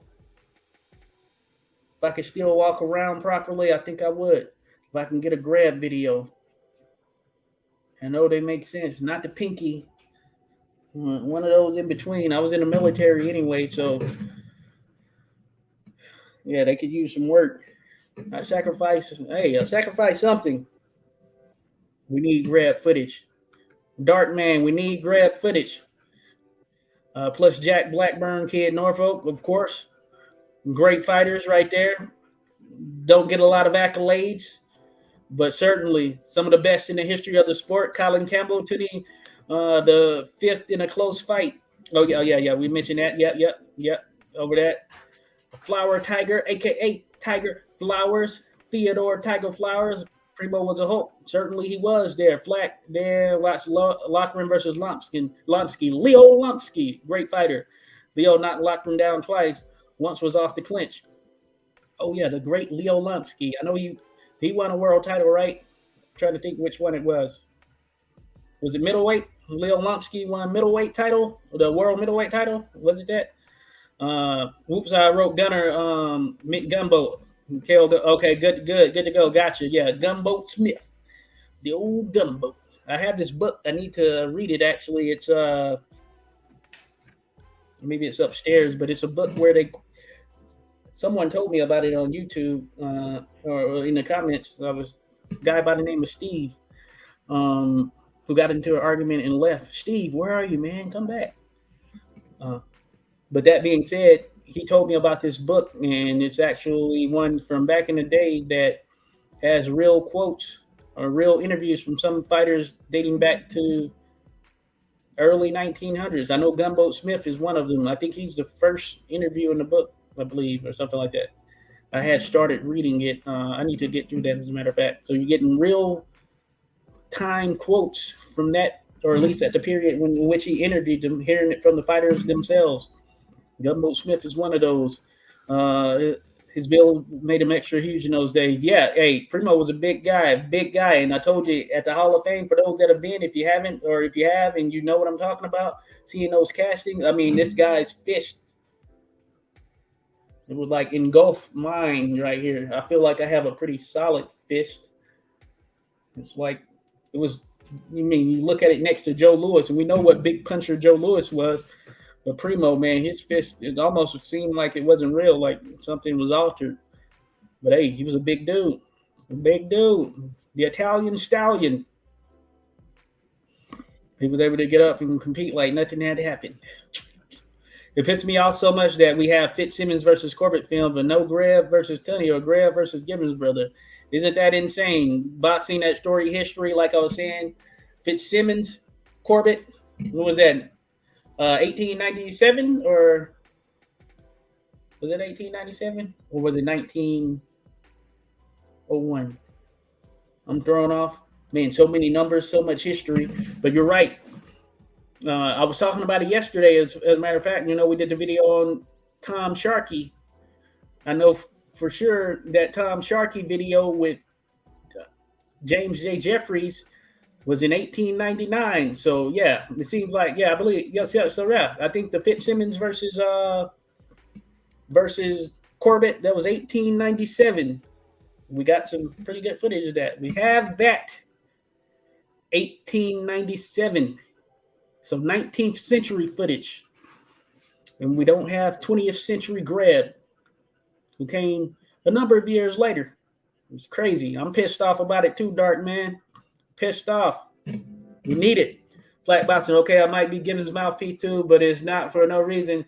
He was so damn good. Yes, he was. Gibbons was the truth. Gibbons was the truth, without a doubt. The Boz, I remember in the old forum when someone made a huge thread asking about the greatest white boxer ever. The answer was Harry Greb, from people who know boxing. Of course.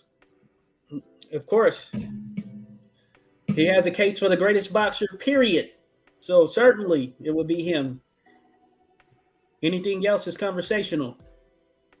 I think he was in 2 car accidents as well. Okay, Jennifer. Hey, yeah, I remember reading something about him being in an accident, and that kind of messed up his nose.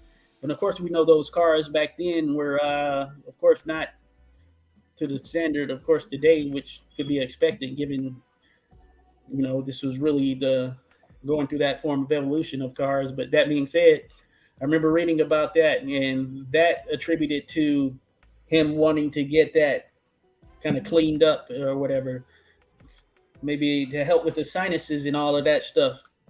Man, I believe it was anesthesia, right? They gave him anesthesia that ended up leading to that cardiac arrest and everything.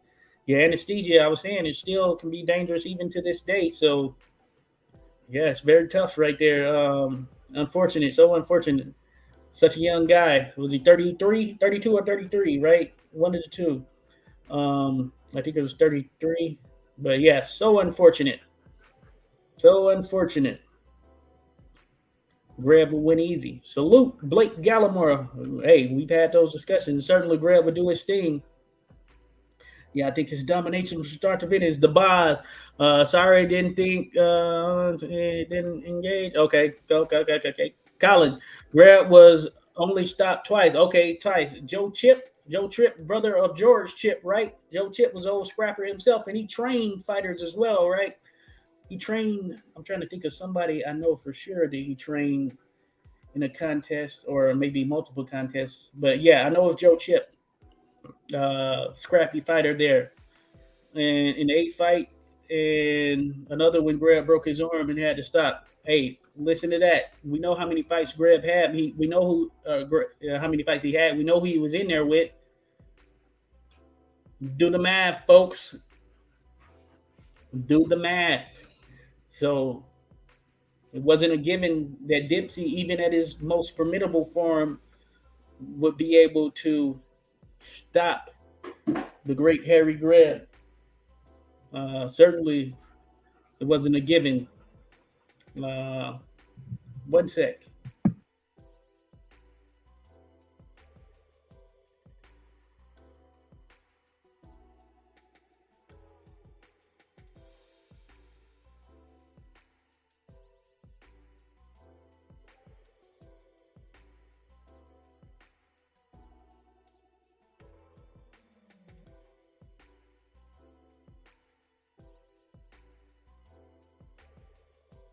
Hold up, folks. I told you I had a plumbing issue. Got to step away for a quick second. I hope you stay here with me. In the meantime, I am going to pull up the Harry Greb video that we did just not too long ago.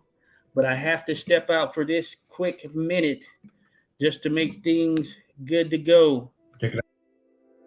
One sec here. Let me see. Harry Greb. We'll go to the Harry Greb versus Gene Tunney contest, just so you can get a glimpse of what it was like for Gene Tunney being in the mix with the great Harry Greb.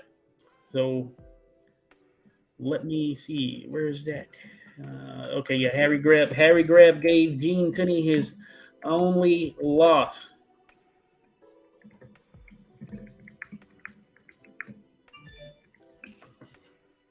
I'm going to pull this up. Because I do need to step away. Unfortunately, of course, don't like to do so in the midst of this thing, but had a freaking plumbing issue. Who would have thought right in the midst of doing the Harry Greb thing? Hey, but I'm here for the duration, without a doubt. I'm here for the duration. So let me share this. Let me share this right here. And I will be back here. In a sec, as I mentioned. Gene Tunney went a full career sustaining only one loss. Tunney is one of boxing's great tacticians and boxed his way through many fights, including the big punching Jack Dempsey. But Harry Greb was the one boxer who gave Tunney the most trouble. Harry Greb rose from middleweight and fought up to heavyweight. In this case, Greb was on a campaign at light heavyweight as a world middleweight title shot seemed far from reach. On May 23, 1922, Gene Tunney and Harry Greb met at the Madison Square Garden in New York with the American light heavyweight title on the line. Greb came in at 162 pounds, while Tunney was exactly 175 pounds, the light heavyweight limit. Greb was about as unconventional a boxer as the sport has ever known. There have been those that compare this style to that of Henry Armstrong, given the work rate of each fighter. Stylistically, Armstrong worked well on the inside pocket, where he would outpace and outpunch most of his opponents. On the other hand, Greb could work his trade from the outside while throwing several looping shots from all angles and most often winning the battle of attrition. Greb would primarily work from the inside later in his career when he lost vision in one eye. Tunney was a scientific boxer who studied his opponents and trained to take on his opponent's style. Tunney brought his jab from a low angle, which proved to be his most effective weapon and allowed him to control distance. Tunney was a very conventional fighter who possessed astute skills that were mastered through repetition. This made for an interesting style clash, as based on what we know of Greb, it wasn't a style that was easy to duplicate, which is why he stood out and won many fights. Whatever game plan Tunney had leading into the fight went out the window in the first round. Greb rushed him and started to throw several shots in his aptly nicknamed windmill fashion. Greb also worked his way inside where he clinched and punched to land anything while tied up.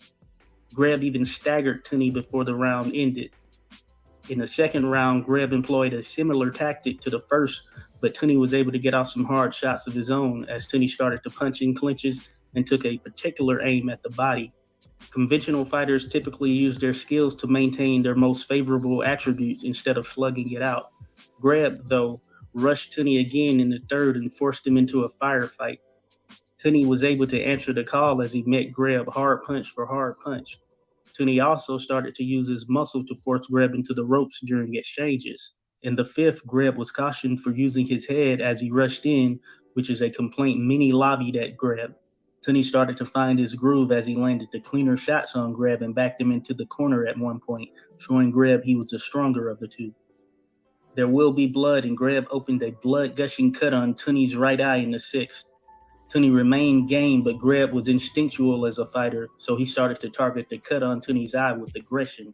Greb was again cautioned for using his head in the seventh. Greb rushed Tunney again, missing as Tunney countered. Tunney was again able to force Greb to the ropes where he found much success.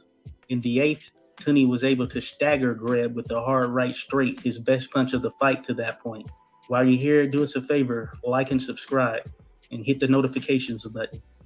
However, Greb maintained his relentlessness as he battered Tunney's right eye. In the ninth, Tunney was in retreat as Greb aggressively pursued. Tunney, though, knew he was the stronger fighter and again forced Greb to the ropes where he continued his body work. The 10th saw Greb force Tunney to the ropes as he started to target the body. Tunney did get the better of the work on the inside, but Greb's pace was still in full effect as he was known to have the best stamina in the sport at the time. The crowd started to jeer at Greb for using his head, which might have been a testament to them seeing Tunney getting beat up. Greb was booed again in the 11th as the crowd complained of him using his head in clinches and throwing a crazy amount of punches, though the referee didn't call anything. Greb seemingly found his formula. Greb maintained all of his momentum in the 12th as Tunney started to tire from the previous rounds, and Greb never slowed down his pace, punching Tunney from any angle. Tunney was now in unfamiliar territory as this was the first time Tunney had taken a battering and he couldn't keep up with his opponent. By the 13th round, both of Tunney's eyes were bleeding and he could hardly see. Greb continued his onslaught and again staggered Tunney, who was in full retreat as he had no answer for Greb. Greb rushed Tunney in the 14th, looking as though he was as fresh as when the fight started. He continued to lay into Tunney, targeting his right eye with left and rights, forcing him on the back foot throughout. In the 15th and final round, Greb was all over Tunney, dismantling him with a windmill of shots, forcing Tunney back. Tunney was exhausted at this point and had to be aware that he would suffer the first loss of his professional career. Greb was a 3-1 betting favorite coming into the fight and won the decision over Tunney unanimously. We used Fight Night Scores, the most comprehensive scoring platform in the world, to calculate scores based on the round-by-round analysis that was provided by the Omaha Bee newspaper. Greb won 11 of the 15 rounds in total control by the end of the fight. This lopsided beating was an eye-opener, no pun intended, for Tunney. Based on what we were able to gather when looking at the fight in its totality, we walked away with the following observations on why Greb was able to beat Tunney. 1. Greb possessed insane stamina, and being a smaller man, this proved to be his signature attribute, as Tunney wasn't able to keep up with Greb's pace. 2. Greb hit Tunney with so many shots from so many angles that there wasn't a way to entirely prepare for such an onslaught. The unconventionality of his style seemingly caught Tunney by surprise. 3. Greb was known to have great footwork, which allowed him to jump in and out while throwing a multitude of punches. This made it hard for Tunney to keep up and land shots of his own. Greb was accustomed to throwing shots from any distance, and this made it tough for Tunney to pull the trigger, especially when the cuts came. 4. Greb roughed Tunney up and made the referee do his job. There wasn't a moment in the fight where Greb wasn't throwing punches, even if they were considered borderline fouls. For Tunney, he couldn't take advantage of the inside or outside boxing and likely didn't force Greb's hand enough during the clinches, which is what a stronger man often prevails. 5. Greb was style-proof. Greb entered this contest with a record of 195 wins, 10 losses, and 16 draws versus 47 wins, 0 losses, and 2 draws for Tunney.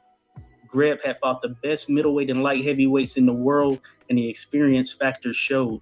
He'd pretty much seen the majority of any style possible, having more than 200 fights under his belt. Harry Greb and Gene Tunney fought an additional 4 times, with Tunney winning all 4. The rematch was controversial, as many reported on Greb being robbed of victory. By the time they fought their last fight in 1925, Greb was a shell of himself due to all of the wear and tear, and this is where Tunney gained his most definitive victory. While Tunney ultimately won the series, it was Greb who proved that on any given day, he could beat any fighter in the world. Hey, if you enjoyed this video, please like.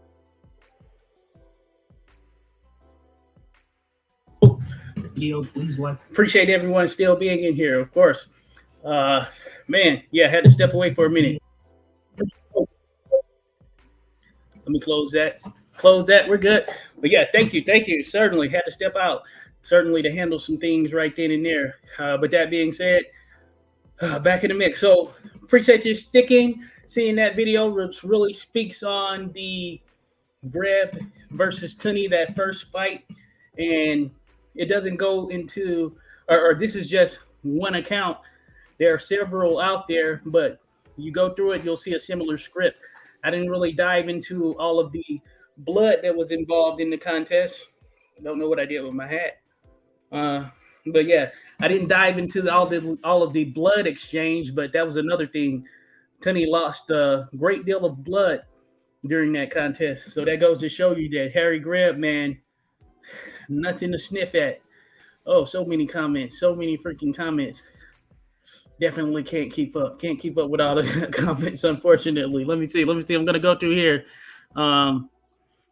Deco 86, salute to you. Mr. Deco says, thank you, Jennifer, for joining us. This encounter brought us closer to one of the greatest to ever do it. Salute, sister.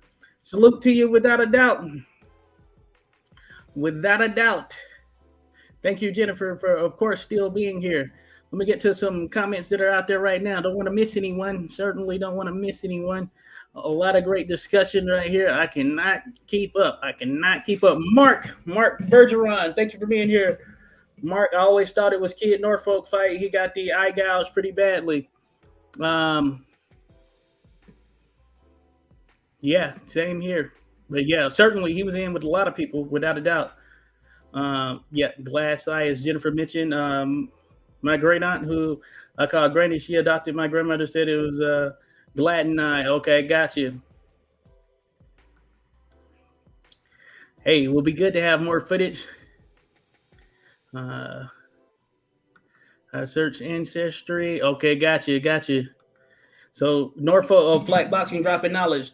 Norfolk. I did hear about Jeff Smith. Is right. I did hear something about Jeff Smith from someone else. As a matter of fact, I didn't read that myself specifically, but I did hear that account as well, that he had a headbutt situation that came about. Bob Roper horribly kept thumbing Greb in the eye in their 5th fight in 1922 and their 6th fight. Yeah, some people would do it on purpose for sure. I don't know that the Kid Norfolk was on purpose. But yeah, certainly some did do it on purpose, without a doubt. And it's pretty crazy thinking about it. But hey, anything to gain an edge. Alexander Campbell, Ulster Scott. Salute to you. Nat Fleischer, who wrapped Dipsy's hands, refuted the loaded gloves. Hey, yeah, you know what? Yeah, I don't know about that. I'm with you there.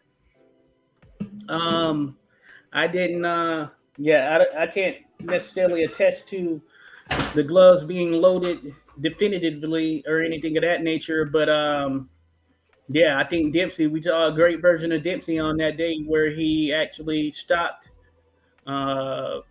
Jess Willard. So yeah, it's a mix of different things.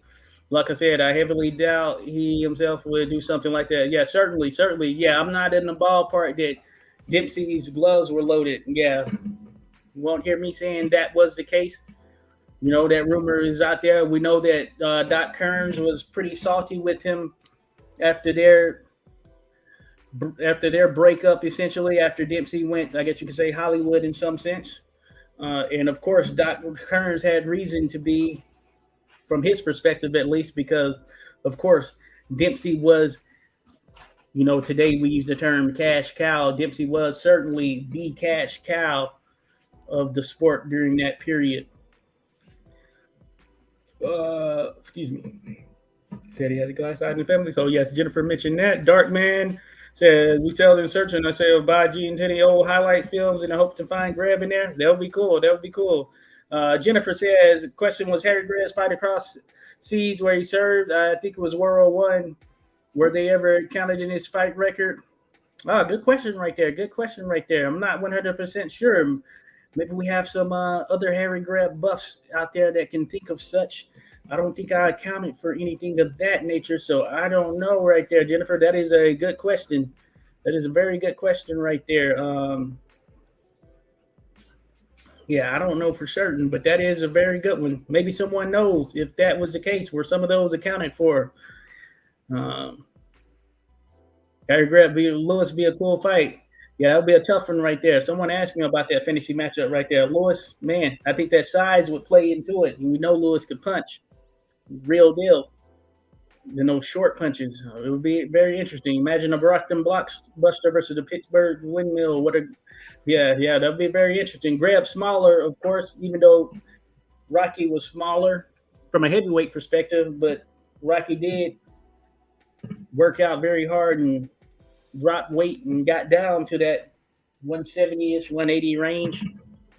So he would be the bigger fighter to that degree, especially thinking about it from a mass perspective with Dempsey essentially coming up. Armstrong versus Greb. Yeah, that would be a heck of a fight. Someone commented on one of the channels that they said thinking about Armstrong's style, but it was someone who commented on one of the videos, this was like a year or more ago or something of that nature, who said that they used to talk with their grandfather who saw Greb in person during the period when he was fighting, and stated that Henry Armstrong is the fighter that reminded him of Harry Greb. And we know what a motor that Henry Armstrong had. So let's think about that. That's top tier territory just in that fighter class in general. So yeah, someone who commented on the actual channel mentioned that their grandfather saw Greb in person, and that's who he compared Greb to. We know we have other accounts as well. So it's pretty crazy right there. At least having some of those tidbits that we can kind of harken back to. Flat boxing, Willard's KO on Johnson is one of my favorites. I think it was one of the most important in history, without a doubt. There's always been that rumor situation regarding, I have a video out there, of course, regarding Jack Johnson's legs being up, or at least in that knee, his knees being bit in that position while he was down, looking like he's shading his eye. But if you look at that footage, you really examine it. He took a heck of a shot. Jack was going for it. We know he was 36 at the time, I believe it was, and he hadn't been as active, and he had a lot on his shoulders, without a doubt. I think he was really going for it against Wills early in that fight, and man, this was like the 26th round or something like that. So, and they were out there in the hot Cuban sun. So eventually, he took a hard straight right, and that was pretty much Willard's best punch. Not known to be a skilled fighter, but tough, could endure, strong, and that straight punch, he could do some things with that. The Boz, what a career. First, he became the hero of the establishment by beating Johnson. Then he got thrashed by a new guy in 3 rounds. Crazy how that happened. Mark Bergeron says Harry Greb and Gene Tunney was a bloody affair for Tunney. Certainly. Appreciate you all that checked out the video. I had to step out there for a second, but I appreciate you all sticking with us to check out that video. You saw there that little round by round breakdown. Now that was an account of the fight. Of course, I think yeah, it should be. If you look at the description of that video, it's on there. It's called Harry Greb gave Gene Tunney his only loss. I linked the sources and all of that stuff, but I told you, you had great documentation that pertained to these fights where the journalists, they were covering these fights back then. Google was wrong. They always say Joe Louis was 6 foot. He was consistently measured at 6'1", 3/4. Yeah. I always labeled him as 6'2", somewhere in that range, 6'2". So yeah, 6'1" and something. But yeah, I always had him right there in that 6'2" range. So I'm with you there, Flat Boxing. If they have him listed there, then yeah, that's interesting. But yeah, like if they had him listed at 6 foot. But yeah, I know he was a little taller than that. Yeah, I'm with you there. The Boz, same thing. I read they had to stop the action a few times to wipe the blood off Greb's glove. Yeah, that's something that didn't get into in the video, as I mentioned. It's pretty crazy thinking about that. They did have to do that for sure. The Boz says, all right, time to go now. Bye, y'all. Hey, salute to you, Boz. Appreciate you being here, buddy. Hey, we'll be back in the mix Sunday. Certainly, we'll be back in the mix Sunday. Darkman, it says, bye, Boz. Oh, yeah. Best wishes indeed. Everyone showing love. Jennifer, same thing. Thank you. Appreciate you being here, Jennifer. Appreciate you being here. Oh, thank you for the kind words regarding the video. Definitely, it was a pleasure making it. There are a couple of other Greb videos out there on the channel as well. Well, a little bit more than a couple, I would say. They're a handful for sure. They're a handful, varying types. Some of them shorts, some of them photo animations. Those are cool to check out. Some of them. Yeah, just some other things like his 45-0 year. That one, of course, the one talking about Dempsey, etc. Somewhere around there. And of course, he's in a lot of other videos because he fought so many great fighters, without a doubt. Mark says the 20s were a great decade of boxing, plenty of memorable fights, plenty of colorful characters, and good material for a TV series. Oh yes, only can wish. Just a thought. Certainly, that would be good. Yeah, you had a lot of great and interesting characters during that period. It's one of those things that has gone on. And yeah, much appreciated to be able to have some of the footage of some of these guys. But I love that period. Certainly from the 20s back. Really, I think about it from the standpoint, I would say what I'm certainly intrigued with is the 30s and back, I would say. And those are the types of videos that I have brought a keen interest in, as far as I'm concerned, in trying to make videos about the history, just thinking about it from the 30s back, during the time of Louis and then back. But there's a lot of stuff out there on Joe Louis and some of those guys during the 30s. Not all of them, of course, but I truly love to just continue to go back that late 1800, I would say 1880s to 1920s. Mid and late 1930s, man, there's so many great stories, and you can have several offsprings of varying different types during that period. Dan, the only fighter of note, contender, champion who fought in the front lines of World War I was Mike O'Dowd. Mike O'Dowd, same one who fought Greb, got a win, and wouldn't give him a rematch, right? Oh, Mike O'Dowd. Where was Mike from? Was Mike from Minnesota as well? Hey, we're talking about cities with a lot of top-notch boxers. Minnesota is one of those as well. Minneapolis and St. Paul. Yeah. Minnesota, of course, is a state. But that being said, cities and states. So Minnesota, they have some pretty solid boxers that have come out of there. Think about that. The Gibbons brothers, Mike O'Dowd, Billy Misk. I'm pretty sure Mike O'Dowd is from Minnesota. I could be wrong, though. But that being said, he's one of them.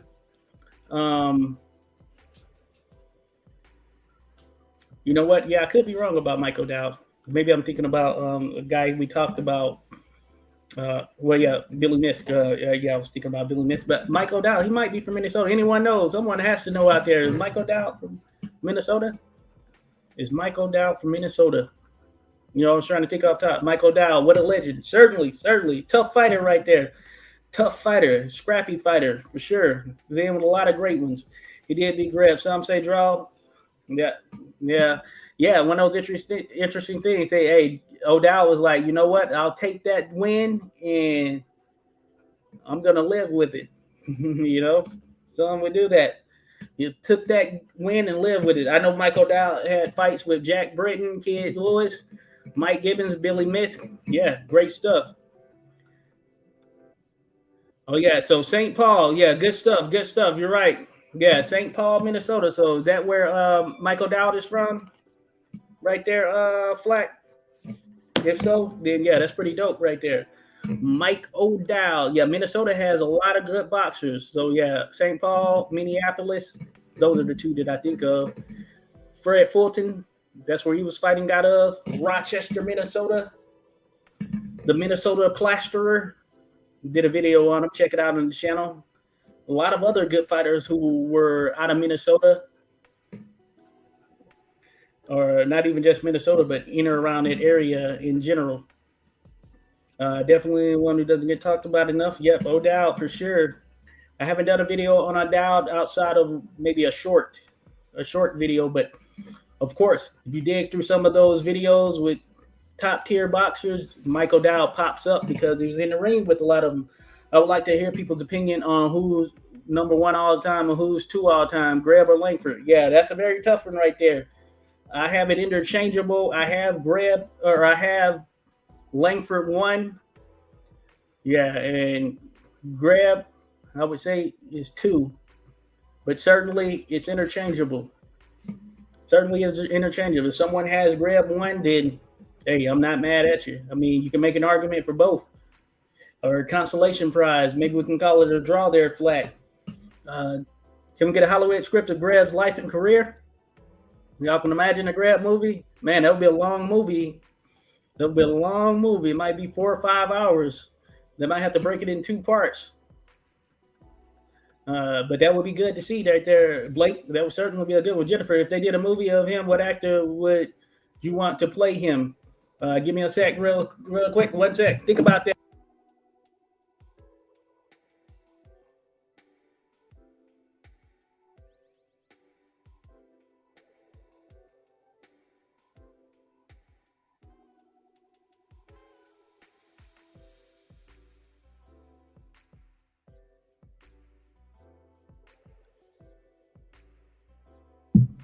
But yeah, that's a good one right there. Jennifer, who would play him in a movie? You know, that's one certainly we have to think about. Certainly we have to think about. Maybe there's some young, you know, it's always good if you can get someone that looks like him somewhat. And of course, you can always find those doppelgangers out there. You can find some doppelgangers out there. I think about I know there's going to be a Willie Pep movie coming out at some point because I have a fellow official who helped to put me in the game, or at least show me the ropes in some sense. And I saw him take a picture with the guy who's playing Willie Pep, and he does look like Willie Pep. So you can find some guys out there. They made a movie about Tupac, and they found some guy who hadn't acted since, I want to say, junior high or something like that, or high school, one of the two. But he looked like him. So I'm sure you can find some doppelganger out there if you do a wide search for the great Harry Greb. I think that will make it all worthwhile. You didn't have to mimic that style.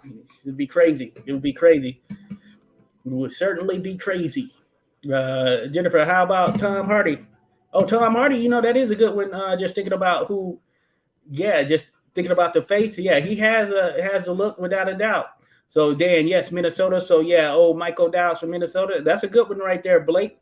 Tom Hardy. Yeah, Tom Hardy, great actor right there. So I know he'd do the job. He'd do it justice as well.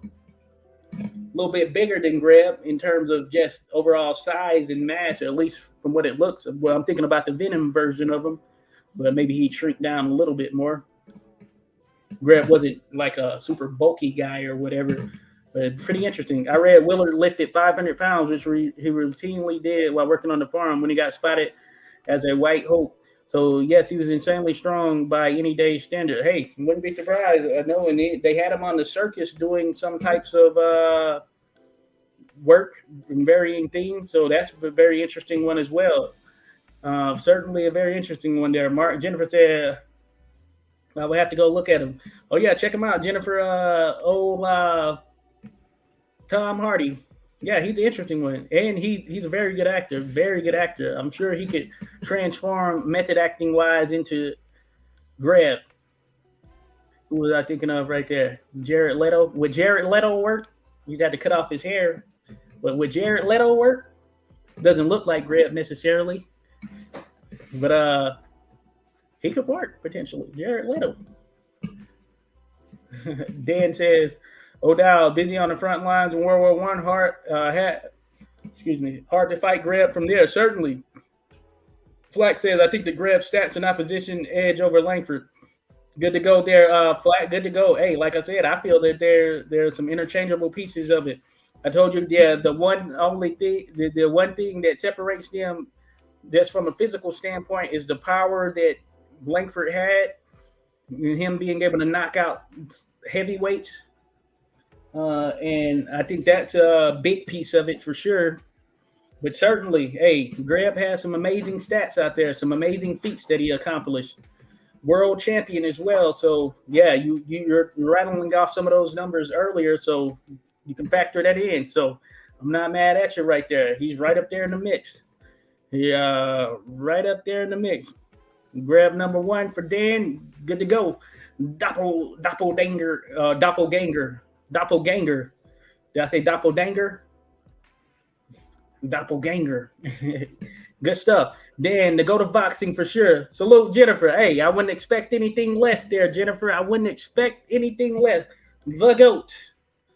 GOAT. The GOAT. Salute. Blake Gallimore. What Pep? Why not Greb? Yeah, Greb. Hey, that would be a very massive one. I think Pep. Yeah, they're gonna go that angle of him having that accident or whatever, and having coming back from that. I think it was an accident or something of that nature. But yeah, this is because I know the official that I'm talking about. He's out of Connecticut. Yeah, and I saw him in a picture. Matter of fact, I'll have to pull that one day and just to show it. But they were able to find a guy that did look like Pep, and I thought, hey, that's pretty good right there. At least that's a start. At least they'll have the look now. We'll have to see what the movie looks like. But I know that his part was filmed, so this was like maybe a year and a half ago, maybe 2 years at this point. I know sometimes it can take a little bit longer, so I don't know exactly what's going on with it. I had to hit up Joe Casano, a retired official out there, so I'll have to hit him up. Out of New Haven, Connecticut. I would have hated to be known as another White Hope. Certainly. Mark Bergeron, Willie Pep movie. That's great. Of course, we have footage and interviews of Willow the Wisp. Yeah, seemed like a very great guy, especially just seeing him very down to earth, funny. Just seemed like just a genuinely great guy, a cool guy to just hang out with and talk to him. Seemed to always be in a good mood. Great Willow the Wisp. And Joe, the official I was telling you about, he of course, he used to live near him, and Pep, I guess he had a pizza shop or something like that there in Connecticut, or it's still there, not had, so it's still there. And he said he was just a great guy, very nice man. So, man, salute to Willie Pep, one of the great fighters in history, one of the great defensive tacticians, great footwork, all that good stuff. The one guy from the Warriors, 1979, could have played Greb around the same time. I can't remember the faces there, flag boxing, but Warriors come out to play. I can't think of who, unless you're talking about the dude that was in the car doing the little things with the glass bottles on his fingers. But I don't know. But yeah, Warriors, very good movie right there. Very good movie. I remember I saw it probably in this last decade. I had always heard about it and seen it pop up, and I was just like, the Warriors, okay, yeah, I'm not going to check it out. But when I checked it out, I was like, man, one of the best movies that I've ever seen, for sure. Just that storyline and just thinking of that type of stuff. I mean, that's an art form right there. Willie Pep won a round without striking a single blow. Yeah, I've heard that. I heard that right there, Mark. Pretty interesting right there. Supposedly, I think it was a couple of years ago now, in one of Adrian Broner's fights, one of his fights before this last one, it might have been his last fight. I think it was on Showtime or whatever. Supposedly, a couple of the judges, or maybe all the judges, gave him the first round of that contest, and he didn't land a punch. Now that's very different from the way in which Pep went about it, but nonetheless, a round without a punch.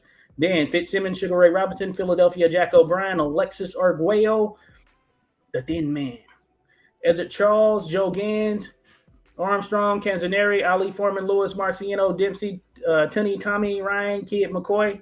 Hey, great boxers you're rattling off there. Who's who right there you're rattling off, Dan?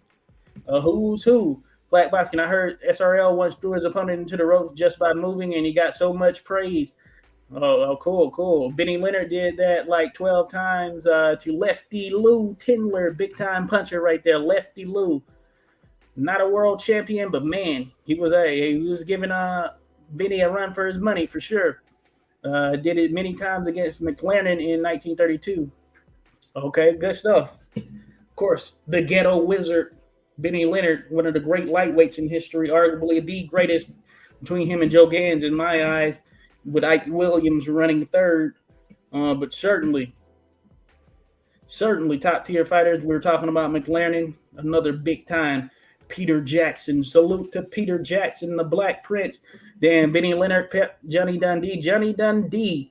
Yeah, Johnny Dundee, he had a ton of fights. I know a boxing librarian, salute to boxing librarian. He talks about him all the time, and he's highlighted him. He has him in the top 10 greatest of all time. He certainly has the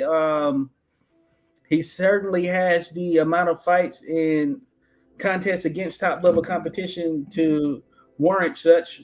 Battling Nelson, we know how he did. He's from, is it Norway or Sweden? One of the two, right? Battling Nelson. I know he was born in one of those countries. I believe it was Norway, Sweden. I always get Frank Ern mixed up as well. I think Frank Ern was Swiss. Might be Norway for Battling Nelson.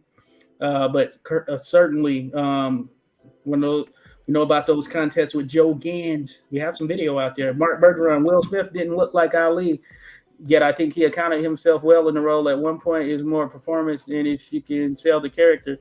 Good to go, Mark. Yeah, he didn't. I think in some of those little newer movies, they've done a good job of casting Ali, the latest being Big George Foreman. Shout out to my guy, fellow official Jose Flora, who was in there for the Foreman Ali fight. He was officiating, playing Zachary Clayton, someone I'm going to do a video on as a referee. Very interesting guy. But that being said, the guy they cast to play Ali in that contest, he kind of looked like him. You just take it for what it is. Knowing he isn't Ali, they did a good job of casting him for sure. James Remar, a.k.a. Ajax. He could have played Greb. Yeah, I'll have to look him up there, Flack. I don't know him, at least off the name for sure. Blake Gallimore, Joshua, Live Fast, Die Young, best book of boxing I've ever read. You won't believe the job Compton put into detail. It took him 10 years to complete. Oh yeah, I heard him mentioning that in that interview. That's pretty dang cool right there. Pretty awesome. That dedication that is involved with such. I mean, you got to commend the guy for that. That's big time for sure.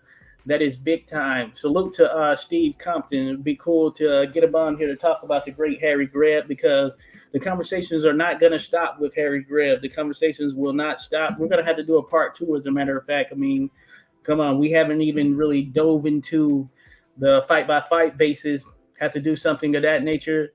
Sort of like Sam Langford, because, there's been a Sam Langford video in this Boxing History Every Night series, but we didn't get to dive into everything. There's more discussion, so I think discussion is apropos. Same with Harry Greb. There's just so much to the man. It's hard to pinpoint one single thing. We can go down a number of different routes. Blake Gallimore, Jennifer, did you meet Steve Compton when he was doing a lot of research for his book? He did justice for Greb's grandfather. Excuse me. For the great-grandfather and the Greb name. Certainly, Blake, certainly. You make a great point right there. Salute to Steve Compton for that. And then I know Springs Toledo did a video, Haystack Light or Smokestack Lightning. I haven't read that one either, but I know of it for sure. So, man, Harry Greb, one of those guys, man. So much more to be accounted for. Just thinking about the fighter, the man himself. what he was able to accomplish in the sport. One of the true rarefied greats. Dan, Pep in his prime in terrible plane crash. Everyone died almost. Okay, plane crash, not a car crash. Okay, I knew it was some accident. I thought it was a car accident, but yeah, good stuff, Dan. They said he would never walk again. He was fighting about 2 months later, a couple years later, great trilogy with Sadler. Certainly his most famous fights right there, that trilogy with Sadler, but he was in with a lot of other top guys as well, especially as he got to the midpoint of his career. But another guy with hundreds of fights, careers you can't duplicate right there. Careers you cannot duplicate. Fought to the mid-60s, started in the 40s. Indeed. Yeah, Pep, one of the best fighters to do it. Certainly, Flack, certainly one of the best. Jennifer says, Blake, I think my dad did. Okay, awesome stuff right there, Jennifer. Awesome stuff. Him being able to meet Steve Compton, certainly. Hey, salute to Steve Compton, that book. I'm going to get it. And once I read it, get through it, I have to talk about it in some capacity, try to talk about it. I think it'll be good. It'll be good to have that discussion. Dan, McLaren, Joe Walcott, Terry McGovern, Terrible Terry McGovern, George Dixon, Lil Chocolate, Harry Lewis. Salute to Harry Lewis. Mysterious Billy Smith. Some of my favorite fighters right there. All of them very, very good fighter. Very top shelf fighters right there. They can hang with the best of any era. They could fight, and their styles and feats or what they were able to accomplish, they just bode well for them being able to translate all of that to any era in the sport of boxing. What's these for, Dan? Hey, mixing it up with a lot of these individuals, just talking about the greatness of it. Man, good stuff. Hey, check it out. Plumbing has certainly boiled its ugly or reared its ugly head in the midst of everything going on here. So we're going to have to do this Greb talk again because we didn't really get to dive into it. I know I said I wanted to go 4 hours. Of course, I can't do 4 on this particular night, but certainly this is not the end of it. I'm going to have to jump here in a sec just because of the fact I have to deal with that. But I'll be back. As a matter of fact, I'll be back on tomorrow talking with Devon Nicholson. You had 2 seconds too many. Oh, okay, gotcha right there, Dan. Yeah, hey, a lot of those guys can be in the mix. Pernell Sweet Pea Whitaker is my number 2 defensive fighter of all time after Willie Pep. Salute there. Yeah, many hold them in high regards there, Mark. So certainly, hey, that's a good choice for sure. Definitely a good choice. You have George Elbows McFadden, one of the ones who innovated and did his own thing in some sense, using his elbows. One of those fighters who had a pretty tough and solid resume, never won a world championship, but was in there and beat some of the top fighters, beat Joe Gans. That's one for sure. Mark, mostly because of the legend that Pep has become and those incredible stories we hear. Seeing Whitaker in action was unreal. Certainly. Hey, one of my favorites, Charlie Burley, just elusive. He's not necessarily a defensive fighter in that sense, or at least he doesn't get the side associated with and tied to that in that sense, but very elusive, very sound and apt fighter with top-tier instincts, great feints. Charlie Burley. Check him out. Oh, yeah. Blake Gallimore says Smokestack Lightning is a great book on the 1919 year. Okay, so it's on 1919. Okay, cool. Yeah, 1919, amazing year, as we have mentioned, amazing year in the sport. Jesus, Dan, I was only talking about Greb Langford. Dan, yeah, certainly on a mission right there. Certainly on a mission. Just kidding, but it does list them. I have Greb Langford. Certainly Flack. Hey, can't go wrong with that. Sugar Ray Robinson. Yep, many have Sugar Ray Robinson number 1. Hank. Interchangeable, yeah. I had Hank up there as well. I would put him I'll probably put him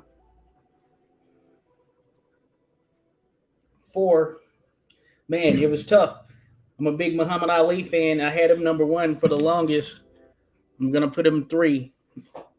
I'll admit though, there's some bias there. But man, I just love Ali. I wanted to be number 1, but man, what Greb and Langford what they were able to do can't be duplicated right there. But folks, I am so sorry. I am gonna have to run, but I will be back. We'll do this again without a doubt. We will do this again, no question.